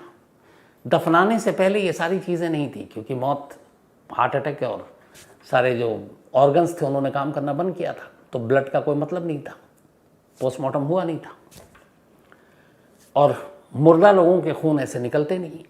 अब वहाँ खून के सारे निशान उस ताबूत के अंदर, उसके अंदर नाखून के निशान, ऐसा लगता है कि जैसे उसने खरोच कर बाहर निकलने की उस ताबूत से पूरी कोशिश की। उसके कान और नाक में जो रुई था वो ताबूत के अंदर पड़ा हुआ था, इसका मतलब वो उसने निकाला। तो ये सारी चीज़ें ये इशारा कर रही थी कि ये मरी नहीं है। लेकिन फिर ये कैसे, क्योंकि मुर्दा थी, जब दफनाया गया तब मुर्दा थी, जब डॉक्टर ने डिक्लेयर किया उसके बाद अगले करीब 15-16 घंटे के बाद दफनाया गया, तब तक वो बेसुध थी। खैर एम्बुलेंस आया, फ़ौरन अस्पताल ले जाया गया। हालत ख़राब थी उसकी। अस्पताल ले जाने के बाद अब डॉक्टरों ने देखा, जो भी उसका इलाज करना था करना शुरू किया। 9 फ़रवरी की बात है ये। अब 10 फरवरी आ गई। एक दिन पूरा अस्पताल में रही रेसांगेला। 10 फरवरी को फिर डॉक्टरों ने चेक किया, धड़कनें रुकी हुई थी, सांसें नहीं चल रही थी, नब्ज़ खामोश। डॉक्टरों ने एक बार फिर, मतलब 12 दिन के अंदर दूसरी बार रेसांगेला को डेड डिक्लेयर कर दिया। चूंकि एक हादसा हो चुका था और डॉक्टरों को ये मालूम है कि कोई वहम नहीं था, कि उसकी बॉडी गर्म थी, ताबूत के अंदर के हालात, ब्लड, खून के निशान, माथा ज़ख्मी, हाथ ज़ख्मी दोनों, तो ये इस बात के पुख्ता सबूत थे कि वो ताबूत के अंदर जिंदा थे। तो डॉक्टरों ने भी जब 12 फरवरी को दोबारा, 11 को कब्र से निकाला गया, 11 की रात वो अस्पताल में रही, फिर 12 तारीख को डॉक्टरों ने उसको चेक किया तो वो मर चुकी थी। इस बार डॉक्टरों ने डबल इंश्योर किया कि ठीक से देख ले, हर तरफ से इंश्योर हुआ तो ये हुआ कि वाकई मर चुकी है। अब 12 दिन के बाद जब डॉक्टरों ने ये कंफर्म कर लिया, फैमिली वाले भी इस बार कंफर्म हो गए, तो 12 फरवरी को, बल्कि 10 फरवरी, 9, 10, 11 फरवरी को दोबारा रेसांगेला को उसी रियाचाओ देस नेवेस कब्रिस्तान एक बार फिर से ले जाया गया, बाकायदा उसी धार्मिक रीति रिवाज के साथ। फिर एक नए ताबूत में उसे लिटाया गया और उस ताबूत को ले जाकर उसी कब्र में, जिस कब्र को एक दिन पहले खोदा गया था, जिसमें से उसकी लाश निकाली गई थी, वापस दफना दिया गया। फिर वैसे ही सारे पत्थर और सारी चीज़ें और उसके नाम सब लिख दिए गए। तो ये शायद इकलौता ऐसा मामला है जिसमें एक दफन होती है, 11 महीने के बाद उसको निकाला जाता है और 24 घंटे के बाद फिर वापस उसी कब्र में दफनाया जाता है। लेकिन कहानी यहाँ ख़त्म नहीं हुई। अब सवाल ये था कि ये सारे सबूत इस बात की गवाही दे रहे थे कि रेसांगेला 11 दिन से ज़िंदा थी। वो चीख रही थी अंदर से, लोगों ने सुना, एक नहीं दर्जनों, और वो मदद मांग रही थी कि कोई बाहर निकाले। उस तक किसी की आवाज़ नहीं पहुंच रही थी। अगर वक्त पे शायद उसकी चीख को सुन लेते और कब्र को खोद डालते 2-4 दिन के अंदर, तो क्या पता उसकी हालत इतनी बिगड़ती नहीं और वो ज़िंदा होती। तो सवाल है कि ये गलती फिर हुई कहाँ से। अब जब ये सारी चीज़ें हुई तो रेसांगेला की माँ ने पुलिस में कंप्लेंट लिखाई। उन्होंने कहा मेरी बेटी ज़िंदा थी, लेकिन उस अस्पताल और डॉक्टरों ने उसे डेड डिक्लेयर कर दिया और ये अस्पताल और डॉक्टरों की लापरवाही है और इसलिए इस मामले की जांच की जाए। अब मामला पुलिस के पास पहुंचा। पुलिस ने सारे केस को देखा। इसके बाद उन्होंने कहा हम जांच करते हैं। सारी फैमिली से बातचीत हो रही है, डॉक्टरों के ओपिनियन लिए जा रहे हैं। और इस नॉर्थ ईस्ट ब्राज़ील की पुलिस का कहना है कि अगर ज़रूरत पड़ी तो एक बार फिर से रेसांगेला के कब्र को खोदकर उसकी लाश को बाहर निकालेंगे और मेडिकल बोर्ड की राय लेंगे। अगर ऐसा होता है तो एक अकेली रेसांगेला 3 बार कब्र के अंदर जाएगी और 3 बार कब्र से बाहर आएगी। अब आगे क्या होगा इसमें, जैसे ही इसमें जो भी अपडेट होगा मैं आप तक ज़रूर पहुंचाऊंगा। लेकिन वाकई ऐसी कहानियां दहलाने वाली होती हैं और मतलब सोच को हिला देती हैं कि ऐसा कैसे मुमकिन है। जैसे इसमें बहुत आसानी से सिर्फ एक लाइन सोचें कि एक कब्र के अंदर ज़मीन के कई फीट नीचे एक ताबूत के अंदर, जिसमें कोई हवा, वेंटिलेशन, सारी चीज़ें नहीं, फिर ऊपर से मिट्टी से उस कब्र को ढक दिया गया, फिर उसके ऊपर बड़े बड़े पत्थर लगा दिए गए और इन सारी चीज़ों के बाद वो 11 दिनों तक सांस भी ले रही और जिंदा भी है और चीख भी रही। और उसकी चीख, अगर ये सारी चीज़ें इतना कॉम्पैक्ट ऐसे बंद है और बाहर के लोगों के कानों तक जा रही है, तो अंदाज़ा लगाइए कि वो कितनी ज़ोर से चीख रही होगी। सारी चीज़ों के क्या कहें, करिश्मा कहें, गलती कहें, क्या मालूम नहीं, लेकिन ये थी अजीब व गरीब कहानी जो ब्राज़ील से आई। ये कहानी ऐसी है कि सोच कर ही मन दहल उठता है कि कोई जलन के मारे या फिर इश्क में इस हद तक जाकर कोई ऐसा हरकत कर सकता है या कर सकती है। कहानी दिल्ली की पूजा की है। 24 साल की पूजा को जितेंद्र नाम के एक लड़के से प्यार हो जाता है। ये बात है 2018 की। दोनों कुछ दिन तक प्यार में रहते हैं, फिर 2019 आ जाता है। अब पूजा जितेंद्र से कहती है कि तुम शादी करो। जितेंद्र तब बताता है कि मैं ऑलरेडी शादीशुदा हूँ और उस वक्त उसका करीब 2-3 साल का एक बेटा था। लेकिन पूजा को जितेंद्र से प्यार था। उसने कहा कोई बात नहीं, तुम मुझसे शादी कर लो, अपनी पहली बीवी को तलाक दे दो। जितेंद्र ने कहा ठीक है, मैं अपनी बीवी को तलाक दूंगा और तुमसे शादी करूंगा। उसने कहा लेकिन जब तक गारंटी के तौर पर तुम चुपचाप खामोशी से आर्य समाज मंदिर में तो शादी कर ही सकते, ताकि हम पति पत्नी के एक रिश्ते के तौर पर रह सकें। जितेंद्र भी इश्क में डूबा हुआ था। 2019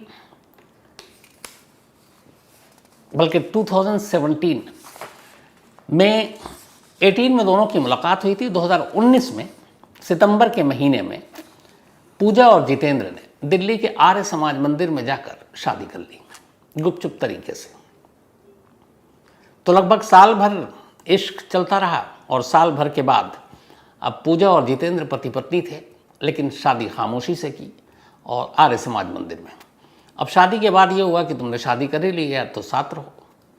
जितेंद्र ने एक कमरा किराए पर लिया और कमरा किराए पर लेने के बाद अब वो पूजा के साथ, मतलब उन्हीं दोनों को पता था कि वो शादीशुदा है, दुनिया को नहीं। अब वो दोनों एक तरह से लिव इन में रहने लगे। जितेंद्र ने अपनी पहली बीवी और बेटे से किनारा कर लिया, लेकिन पूरी तरह से नहीं। वो बीच बीच में आता, अपनी पहली बीवी से ही मिलता। पूजा को ये बात बुरी लगती। वो बताता कि देखो अभी उससे मिलना जुलना ज़रूरी है, क्योंकि जब तक उससे कानूनी तौर पर तलाक नहीं हो जाएगा तब तक मैं तुमसे शादी नहीं कर सकता, हिंदू मैरिज एक्ट के तहत। ये बात पूजा को भी पता थी। तो उसने कहा ठीक है, तुम डिवोर्स की तैयारी करो। उसने कहा करते हैं। अब 2019 में इन्होंने आर्य समाज मंदिर में गुपचुप शादी की थी। उसके बाद 20 आ गया, 20 में आपको पता है कोरोना आ गया, ज़िंदगी ठहर गई। 20 के बाद 21, 22, कोरोना का कहर कम हुआ। अब इधर कोरोना काल में भी ये दोनों लंबे वक्त तक एक साथ रहे। अब जब लंबे वक्त तक एक साथ रहे तो दोनों की अच्छाइयाँ और बुराइयाँ, कमियाँ, कमज़ोरियाँ धीरे धीरे पता चलने लगी। अब पूजा जितेंद्र पर दबाव डालने लगी कि तुम बहुत वक्त हो गया, अब अपनी बीवी से तलाक लो, अब कोरोना का भी बहाना नहीं है। उसने कहा ठीक है, लेते हैं, लेकिन इस चीज़ को लेकर बार बार दोनों में झगड़ा होने लगा। जब झगड़ा बहुत बढ़ गया तो 2022 के एंड में आखिरकार जितेंद्र ने पूजा को छोड़ दिया और वापस अपनी पहली बीवी और बेटे के पास आकर रहने लगा। अब ये बात पूजा को बहुत बुरी लगी, क्योंकि उसे लगा कि उसे धोखा दिया है। वो कब से कह रही है कि तुम तलाक दो पहली बीवी को, मुझसे ऑफिशियली शादी करो। और ये कोर्ट में दोनों शादी कर नहीं सकते थे क्योंकि पहली शादी हो चुकी थी, तो तलाक के बाद ही होती। लेकिन आपस में लड़ाई झगड़ा, शायद प्यार का भूत भी उतर गया था जितेंद्र का। तो उसने पूजा को छोड़ा और अपनी पहली बीवी के पास इंदरलोक इलाके में, दिल्ली का ये इलाका है, वहाँ आकर रहने लगा। और अब बेटे की उम्र भी पिछले साल 10 साल की हो गई थी। अब वो बेटे के साथ रह रहा और पूजा को छोड़ चुका है। पूजा गुस्से में। कभी कभार दोनों में बातचीत भी हो जाती थी, लेकिन अब वो जितेंद्र ने तय कर लिया कि वो अपनी बीवी को तलाक नहीं देगा और अपनी बीवी और बेटे के साथ ही रहेगा। शायद इस दौरान उसको अपनी पहली बीवी की अच्छाइयों का एहसास हुआ होगा। तो अब खैर रहने लगा। पूजा उधर बुरी तरह से आग बबूला। उसे लगा कि ये क्या, कैसे मुझे छोड़ सकता है और ये क्यों नहीं तलाक देता और मुझसे शादी करता। अब वो सोचने लगी कि आखिर जितेंद्र को ऐसा क्या सबक सिखाऊं जिससे उसे संतुष्टि मिले और उसका बदला पूरा हो। इसी धुन में वो लगी रही।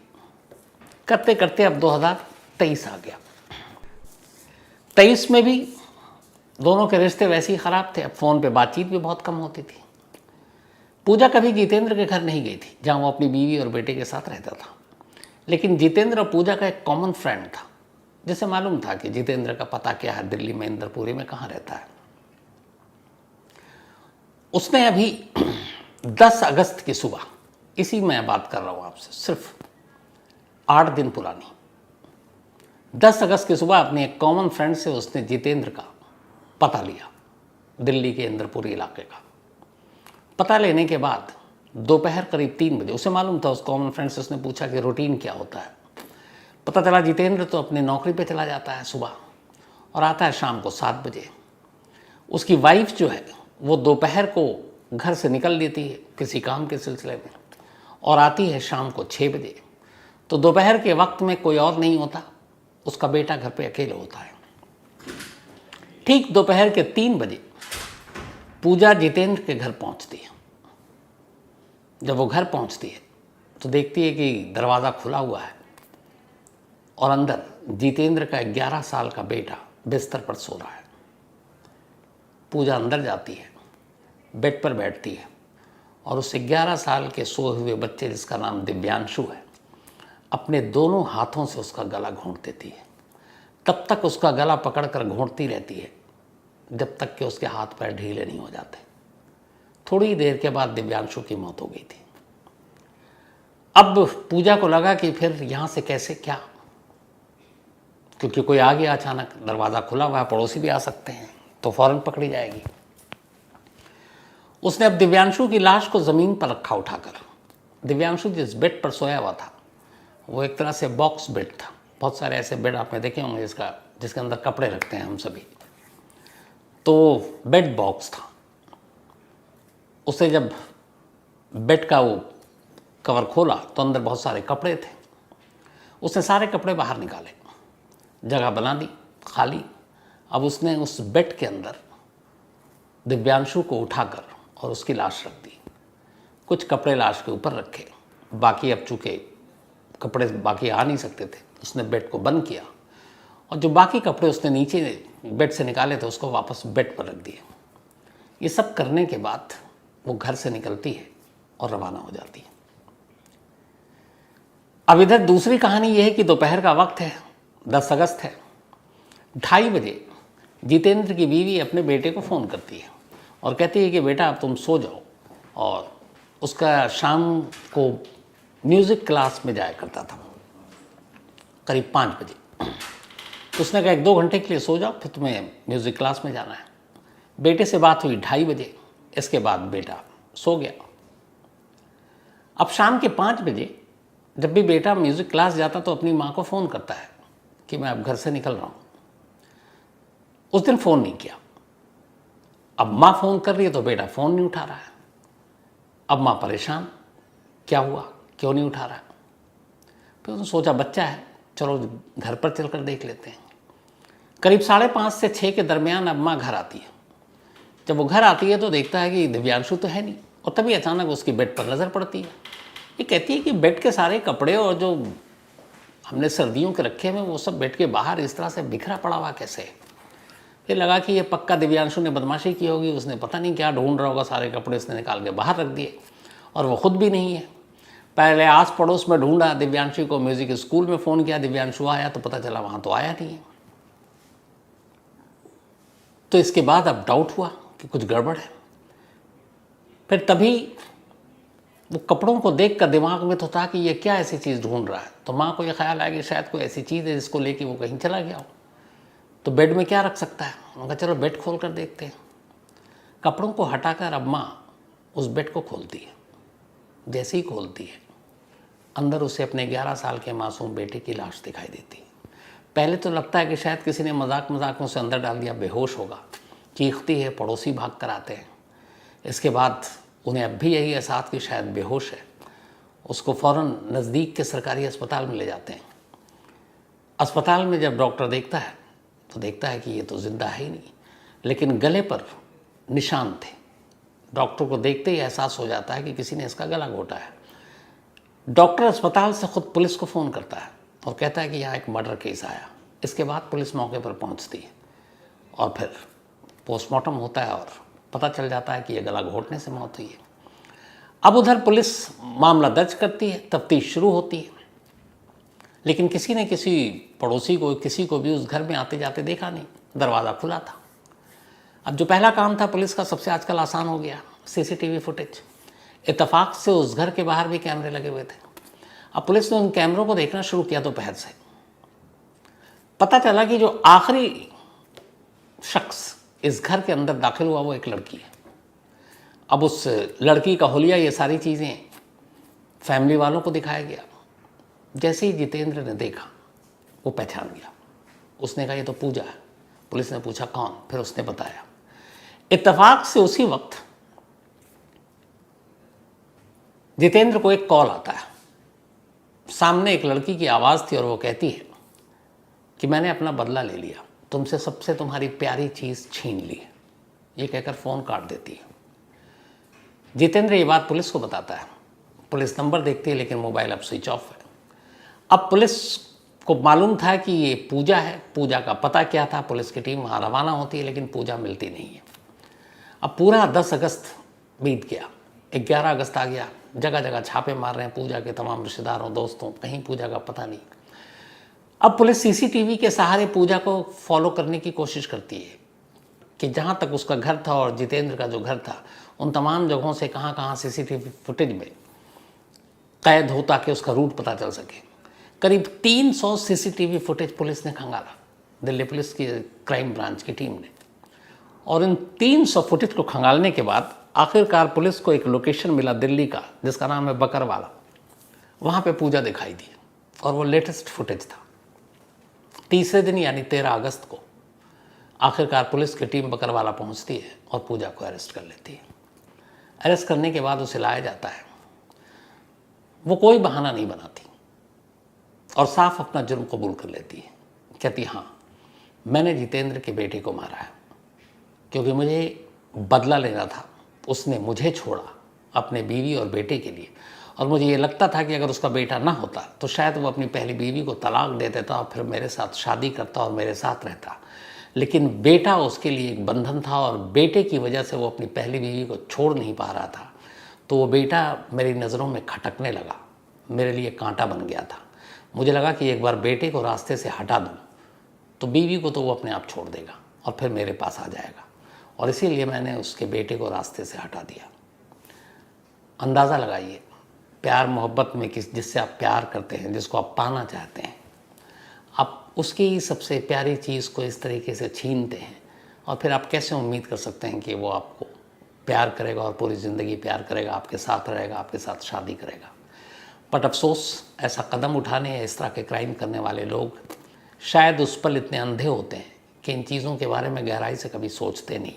अगर हर मुजरिम, हर कातिल एक बार कोई भी क्राइम करने से पहले उसके अंजाम के बारे में सिर्फ सोचना शुरू कर दे तो मुझे लगता है बहुत सारे क्राइम तो यूं ही रुक जाएंगे। लेकिन कहते हैं कि जब कोई क्राइम करता है तो उस वक्त उसका दिल, दिमाग, आँखें, कान, नाक, वो सब किसी की सुनती नहीं है और वो सिर्फ अपने एक धुन में होता है। और जब क्राइम कर चुका होता है तब शायद उसे एहसास होता है कि उसने क्या किया। जिस जितेंद्र को पूजा ने पाने के लिए उसके बेटे को छीन लिया, अब वो तो जेल पहुंच गई। क्या अब उसे ज़िंदगी में कभी जितेंद्र मिलेगा? कभी नहीं। जो भी थोड़ी बहुत उम्मीदें थीं उसने अपनी हरकतों से उन उम्मीदों को भी तोड़ दिया। अफसोस, इन सारी चीज़ों का अंजाम ऐसे ही होता है। छत्तीसगढ़ की राजधानी है रायपुर। इसी रायपुर में एक परिवार रहा करता था। इस परिवार के मुखिया एक इज़्ज़तदार इंजीनियर थे जो सरकारी नौकरी से रिटायर हो चुके थे। उनकी 3 बेटियां और एक बेटा। सबसे छोटी बेटी, जिसका नाम रूपल ओगरे, 23 साल उम्र, कॉलेज की पढ़ाई ख़त्म कर ली। रूपल की तमन्ना थी कि वो हवा में उड़े, एयर होस्टेस बने, और इसीलिए अपने सपने को पूरा करने के लिए वो मुंबई पहुंचती है ताकि वहाँ पर वो एयर होस्टेस की ट्रेनिंग ले सके। चूँकि वो पढ़ाई लिखाई में होशियार थी, उसने रायपुर के अलावा चंडीगढ़ से अपनी पढ़ाई पूरी की और फिर अभी 3 महीने पहले, यानी कि यही अप्रैल मई में, वो मुंबई पहुंचती है क्योंकि एक प्राइवेट एयरलाइंस के साथ उसका एक समझौता हुआ था जिसमें उसको ट्रेनिंग दी जानी थी 6 महीने की। इन 6 महीने की ट्रेनिंग के बाद अब रूपल को आसमान में प्लेन में उड़ना था एक एयर होस्टेस बनकर। घर वाले भी खुश थे, रूपल को भी उसकी मनचाही नौकरी मिल रही थी, तो पूरा परिवार खुश था। 3 महीने पहले रूपल मुंबई पहुंची। रूपल की एक कज़िन थी जो ऑलरेडी मुंबई में रहती थी, वहीं जॉब करती थी। तो रूपल ने अपने कज़िन के साथ ठहरने का फ़ैसला किया। वो मुंबई के ही एक अंधेरी ईस्ट इलाके में एक सोसाइटी के अपार्टमेंट में रहती थी जिसका नाम था एजी कोऑपरेटिव हाउसिंग सोसाइटी। तो इसी में एक फ्लैट लेकर ये दोनों बहनें किराए पर रहा करती थी। ट्रेनिंग जारी थी। 3 महीने से लगातार रूपल की ट्रेनिंग होती, फिर वो घर आती। इत्तेफाक से पिछले हफ्ते रूपल की कज़न ऐश्वर्या उसका नाम है, वो रायपुर लौट आई घर में किसी काम से।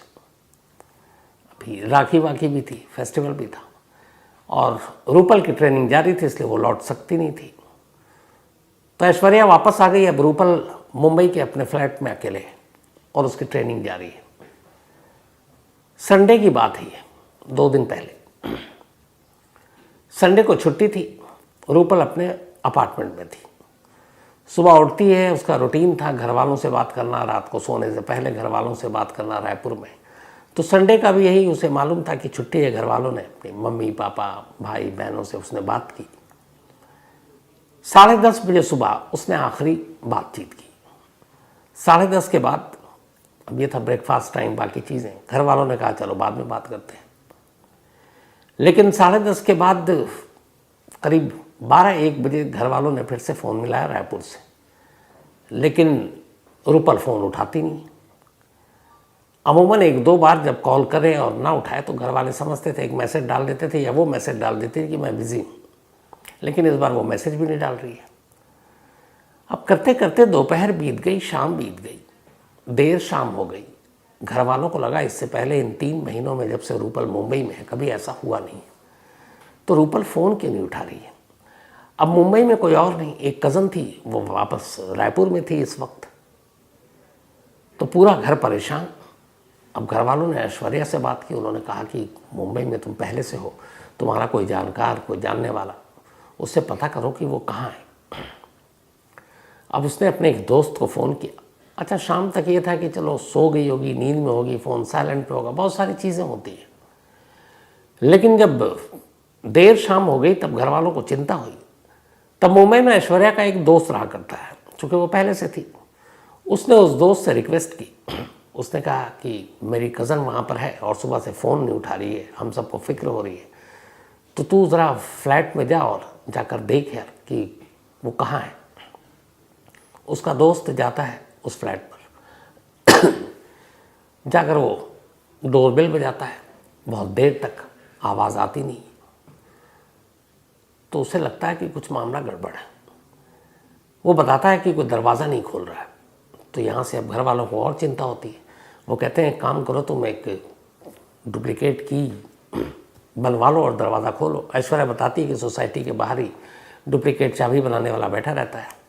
तो ऐश्वर्या का वो दोस्त जाता है और डुप्लीकेट उसको बुला कर लाता आता, दिखाता है और फिर डुप्लीकेट चाबी से वो दरवाज़ा खोल देता है। अब इस दौरान उसने हाउसिंग सोसाइटी के जो जिम्मेदार लोग थे उन्हें भी खबर कर दी थी। आजकल बहुत सारे ऐसे वारदात हो रहे हैं कि लोग डरते हैं जब ऐसे दरवाजे नहीं खुलते हैं। तो अब चाबी वाले की मदद से दरवाज़ा खुला। दरवाज़ा खुलते ही जो पहली नज़र सामने पड़ी वो चीखें निकालने वाली थी। सामने फर्श पर रूपल पड़ी थी, पूरा फर्श खून से एक तरह से सना हुआ। रूपल के जिस्म से भी खून लगभग रिश्ते रिश्ते बंद हो चुका था। गले पे एक तेज कट का निशान था। अब ये मंजर देखकर लोगों की चीखें निकल गई। दोस्त ने फौरन रायपुर खबर की। खबर सुनते ही रायपुर में रूपल के घर वाले, मतलब ऐसी खबर सुनने के बाद जो होता है उन्हें यकीन नहीं हो रहा था। घर की सबसे लाडली बेटी थी, सबसे छोटी भी थी, और इस तरह की मुंबई से अचानक खबर 3 महीने तो हुए थे गए हुए। एयर होस्टेस बनना था, आसमान में भी उड़ना था, और ऐसी खबर आ गई। अब इस दौरान हाउसिंग सोसाइटी के लोगों ने फ़ौरन पुलिस को खबर दी, क्योंकि सामने उन्हीं के अपार्टमेंट में एक फ्लैट के अंदर एक लाश पड़ी है। मुंबई पुलिस की टीम फ़ौरन मौके पर पहुंचती है, फॉरेंसिक एक्सपर्ट्स को बुलाया जाता है, फॉरेंसिक टीम भी पहुंचती है, तमाम फिंगरप्रिंट्स ये उठाए जाते हैं, फिर लाश को पोस्टमार्टम के लिए भेजा जाता है। अब पुलिस की जांच शुरू होती है।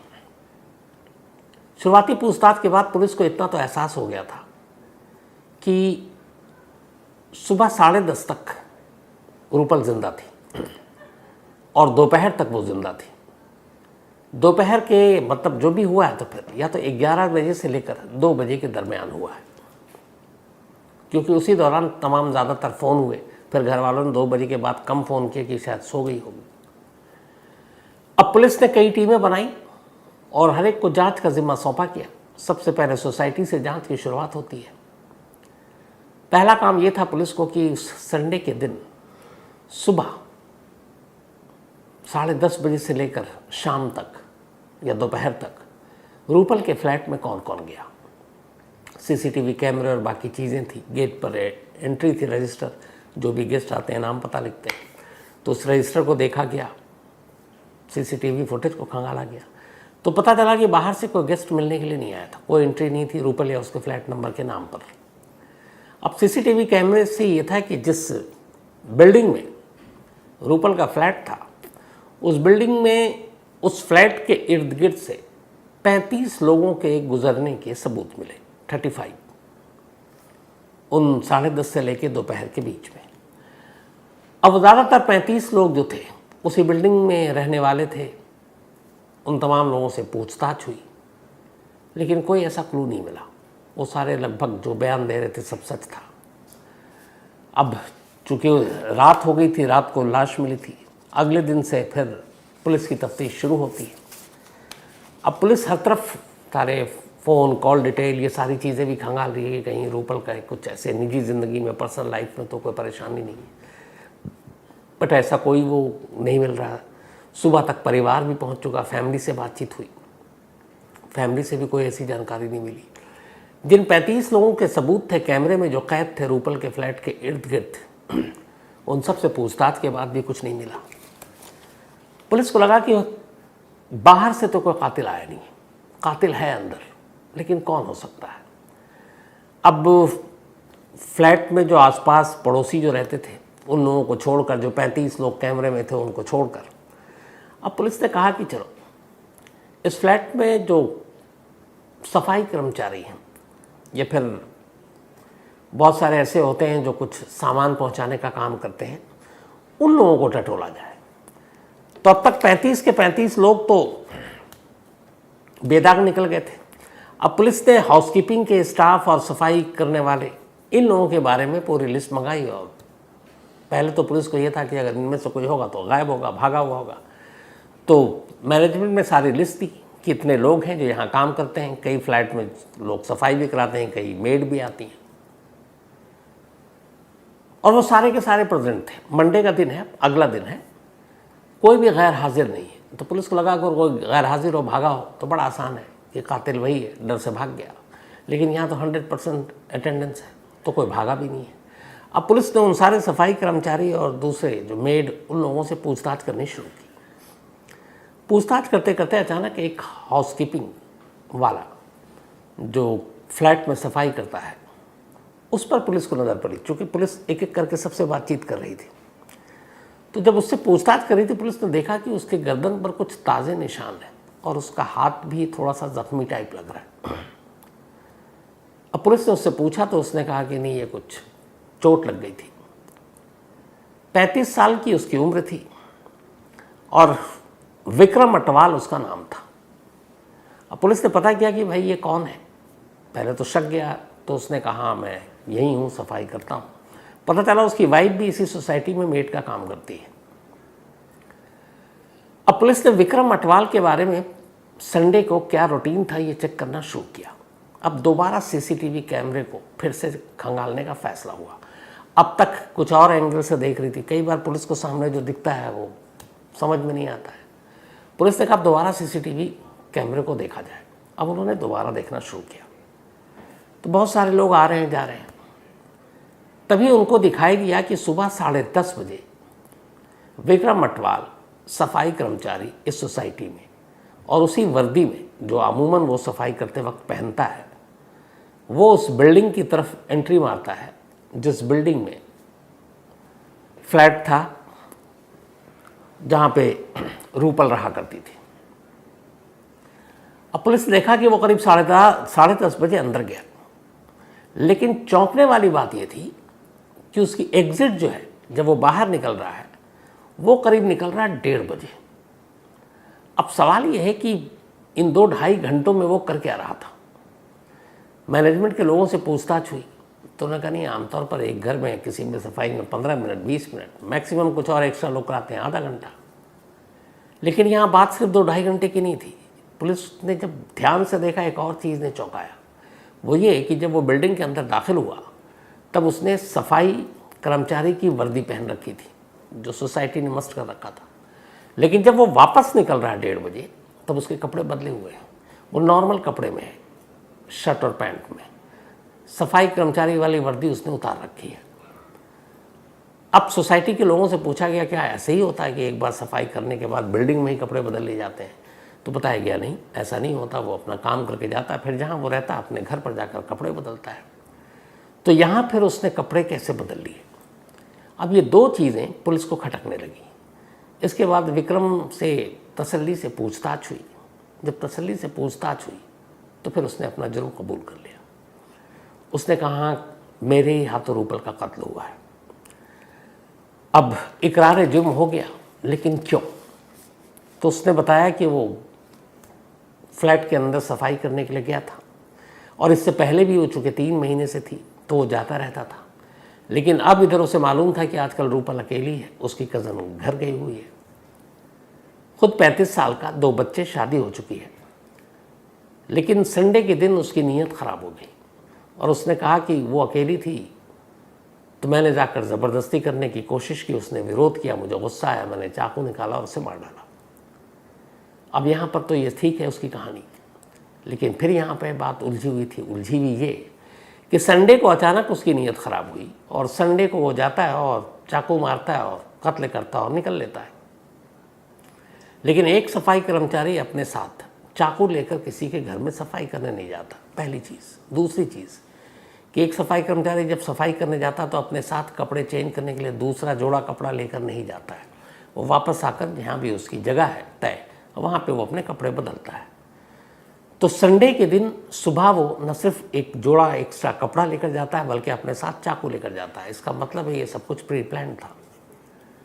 अब पुलिस उससे पूछताछ कर रही है और उसने ये माना है कि हाँ, उसको लेकर नीयत ख़राब थी और संडे इसी मकसद से गया था कि अगर वो विरोध होगा तो चाकू से वो उसे डराएगा। लेकिन वर्दी वाली बात अभी भी सही पच नहीं रही है, न पुलिस को, न जो वो बता रहा है।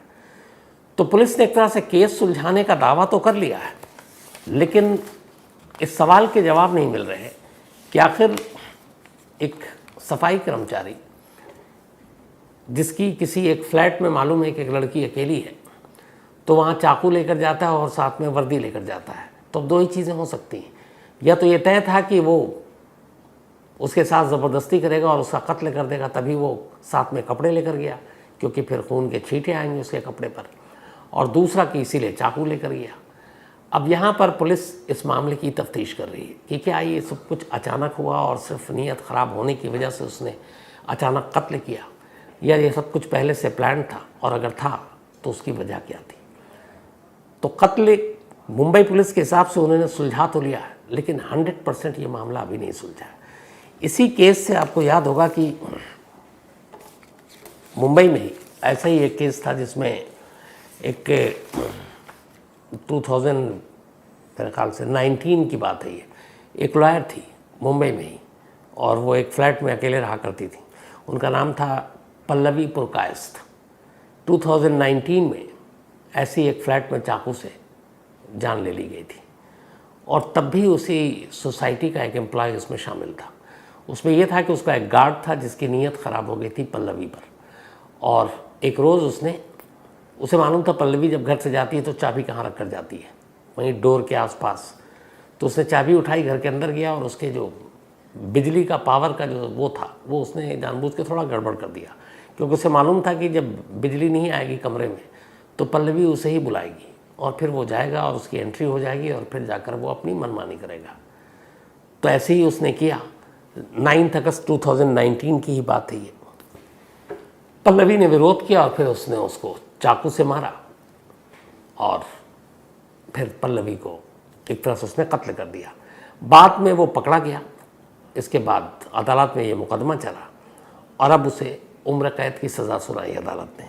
वो जो गार्ड था उस वक्त उसका नाम था सज्जाद, तो उम्र कैद की सज़ा काट रही। एक बार पेरोल पे वो बाहर भी निकला लेकिन फिर भाग गया था। वापस पुलिस ने उसको पकड़ा है और फिर अब तब से वो अब जेल में है।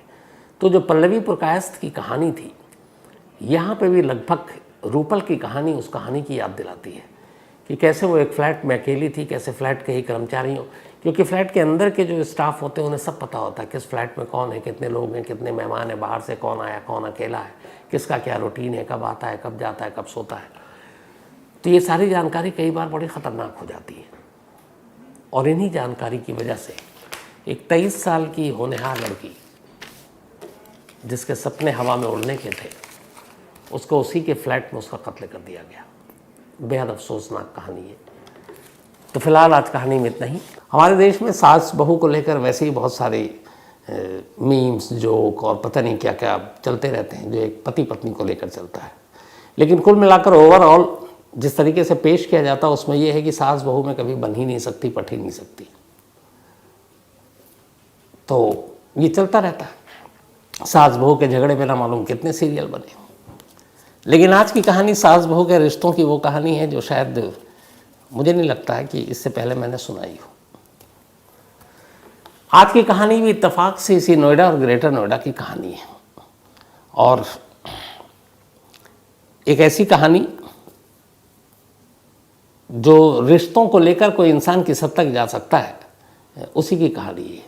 सोनी नाम की एक महिला रहा करती थी ग्रेटर नोएडा में और 10 साल की उसकी एक बच्ची थी। ग्रेटर नोएडा में वो अपने पति मौसम के साथ रहा करती थी और 5 सितंबर की बात है, वो अपने घर में मौजूद थी। उसका एक कज़न था, चचेरा भाई पीयूष, जो दिल्ली आया हुआ था बिहार से, सीए की तैयारी कर रहा था। तो पीयूष भी अपनी कज़न सिस्टर के साथ यहीं पे रह रही थी, सोनी के, वो रह रहा था और 10 साल की बच्ची थी। 5 सितंबर की दोपहर को अचानक एक मोटरसाइकिल सोनी के घर के दरवाजे के बाहर रुकती है। 2 लोग उतरते हैं और अंदर घुसते हैं घर में और सोनी को देखते ही गोलियां चलाना शुरू कर देते हैं। कुल 3 गोली सोनी को मारते हैं। सोनी को जब गोली मार रहे थे उसकी बच्ची बराबर में सो रही थी। सोनी का कज़न जो पीयूष है उसी कमरे में था। पीयूष शोर मचाता और इसके पहले कि पीयूष उन पर झपटता, वो अपना काम करके वहाँ से बाहर निकलते हैं, बाइक पर बैठते हैं और फरार हो जाते हैं। शोर सुनकर अब तक पड़ोसी इकट्ठा हो गए। पुलिस को खबर दी जाती है, पुलिस आती है। सोनी फ़ौरन अस्पताल ले जाया जाता है, लेकिन तब तक वो दम तोड़ देती है। अब ये थोड़ी देर के बाद सोनी के पति को खबर मिलती है, वो भी बदहवास भागा हुआ हॉस्पिटल पहुंचता है। सोनी की सास गीता वो भी हॉस्पिटल पहुंचती हैं। अभी तक ये था घर वालों को कि सोनी घायल है, लेकिन अस्पताल जाने के बाद शाम तक जब डॉक्टर कहते हैं कि शी इज़ नो मोर, अब वो मर चुकी है, तो सोनी के पति मौसम और सास दोनों दहाड़ मार मार कर रोने लगते हैं, ख़ासतौर पर सोनी की सास। खैर, इसके बाद पोस्टमार्टम के बाद अगले दिन बॉडी मिलती है और अंतिम संस्कार कर दिया जाता है। अब पुलिस अपनी तफ्तीश कर रही है। तो तफ्तीश कर रही है कि कौन लोग हैं, अभी तक पुलिस के पास कोई क्लू नहीं है। पुलिस जब तफ्तीश करती है तो पता चलता है कि यह सोनी की दूसरी शादी है। सोनी की पहली शादी बिहार के रहने वाले विनोद नाम के एक शख्स से हुई थी और उसी से एक उसकी बच्ची थी। लेकिन 10 साल शादी के बाद और 10 साल के बाद एक बच्ची हुई। लगभग 11 साल दोनों पति पत्नी साथ में रहे बिहार के एक गांव में, बट दोनों में बनी और निभी नहीं। तो फिर दोनों अलग हो गए, दोनों ने तलाक ले लिया और दोनों अलग हो गए। सोनी उसके बाद दिल्ली आ गई। सोनी जिस गांव में रहती थी उसी गांव में गीता रहा करती थी। गीता का एक बेटा मौसम, वो भी अक्सर गांव आना जाना था। तो सोनी और मौसम में मुलाकात हुई। मुलाकात प्यार में बदली और फिर दोनों ने शादी कर ली। शादी के बाद मौसम ने सोनी और उसकी बच्ची दोनों को अपना लिया और अपने साथ ग्रेटर नोएडा अपने घर ले आया। वो यहाँ अपनी नौकरी किया करता था। अब घर आने के बाद दोनों साथ रहने लगे। अब जब ये कत्ल हुआ, कोई दुश्मनी कोई बाकी चीज़ तो थी नहीं। पुलिस ने जब तफ्तीश की तो विनोद के बारे में मौसम ने कहा कि मुझे शक है कि चूंकि सोनी ने दूसरी शादी कर ली और उसकी बेटी को वो यहाँ ले आई है, तो हो ना हो सोनी से दुश्मनी के चलते विनोद ने उसका कत्ल कराया। अब पुलिस ने विनोद का पता लिया, बिहार पुलिस एक टीम भेजने की तैयारी कर ली। इस दौरान में ये था कि चलो विनोद ने कत्ल कराया, लेकिन कातिल यहाँ पे आया और फिर कत्ल करके गया तो कोई ना कोई तो यहाँ का होगा। अब पुलिस ने आसपास के सीसीटीवी फुटेज को खंगाला, उस एरिया के उस वक्त के मोबाइल को जो सर्वेलांस पे देखा कि कितने मोबाइल एक्टिव थे। कुछ चश्मदीद थे, उसमें एक चश्मदीद पीयूष भी था। तो चश्मदीद के आधार पर और इलेक्ट्रॉनिक सर्वेलांस के आधार पर पुलिस को पता चला कि इस इलाके में 5 सितंबर की शाम को जो मोटरसाइकिल पर 2 लोग आए थे वो कौन थे। इसके बाद पुलिस ने उन दोनों लड़कों को उठा लिया। इनमें से एक का नाम था सचिन और एक का नाम था उमेश। सचिन जिस जगह मौसम के पिता आरटीओ में एक एजेंट का काम किया करते थे, वो वहीं अक्सर जाकर काम किया करता था और इसीलिए जो गीता है सास सोनी की, वो उसका परिचित था। तो अब इन दोनों को उठाया और पुलिस अब इन दोनों से पूछताछ कर रही है और बता रही है कि ये बताओ विनोद ने तुमसे क्यों सोनी का कत्ल करवाया। अब दोनों जब पिटे कुटे तो फिर उन्होंने अपना जुर्म तो कबूल किया, पर उन्होंने कहा कि साहब विनोद को तो हम जानते भी नहीं है कौन है और हमारी कोई दुश्मनी नहीं थी सोनी से। तो पुलिस ने पूछा फिर क्यों कत्ल किया, तो उसने कहा हमें तो सुपारी दी गई थी 1 लाख रुपए की और 50,000 रुपये हमें एडवांस मिल चुका था। 50,000 रुपये कत्ल होने के बाद देने का वादा था, तो 50,000 हमने ले लिया और 50,000 अब हमें मिलना था। तो पूछा कि विनोद ने सुपारी नहीं दी तो फिर किसने सुपारी दी। अब जब उसने नाम लिया तो पुलिस वाले भी सन्ने। उन्होंने कहा हमें सुपारी गीता मौसी ने दी थी। अब जो सचिन था वो चूंकि जानता था, आना जाना था, तो वो गीता को मौसी कहा करता था। तो उसने कहा हमें तो गीता मौसी ने दिए थे, 1 लाख में डील हुई थी, 50,000 उन्होंने हमें एडवांस दिया और 50,000 काम होने के बाद। पुलिस को लगा ये कहीं घुमा तो नहीं रहे, लेकिन फिर पुलिस को कुछ चीज़ें कड़ियाँ जोड़ी। पुलिस को याद आया कि करीब महीना सवा महीने पहले गीता ने एक पुलिस स्टेशन में आकर रिपोर्ट लिखाई थी अपने बेटे और बहू दोनों के खिलाफ कि दोनों हमारा ख्याल नहीं रखते, पैसे नहीं देते, यही सारी चीज़ें।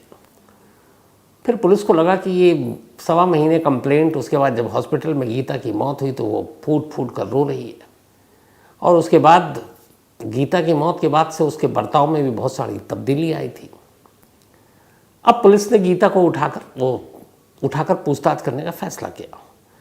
गीता को उठाया गया, पूछताछ की गई, वो सिरे से उसने नकार दिया। लेकिन फिर पुलिस ने भी अपनी चाल चली। अब वो सचिन और उमेश को उठा कर लाए और दोनों को सामने बिठा दिया और बोला कि अब बोलो। सचिन उमेश ने पूरी कहानी सुना दी।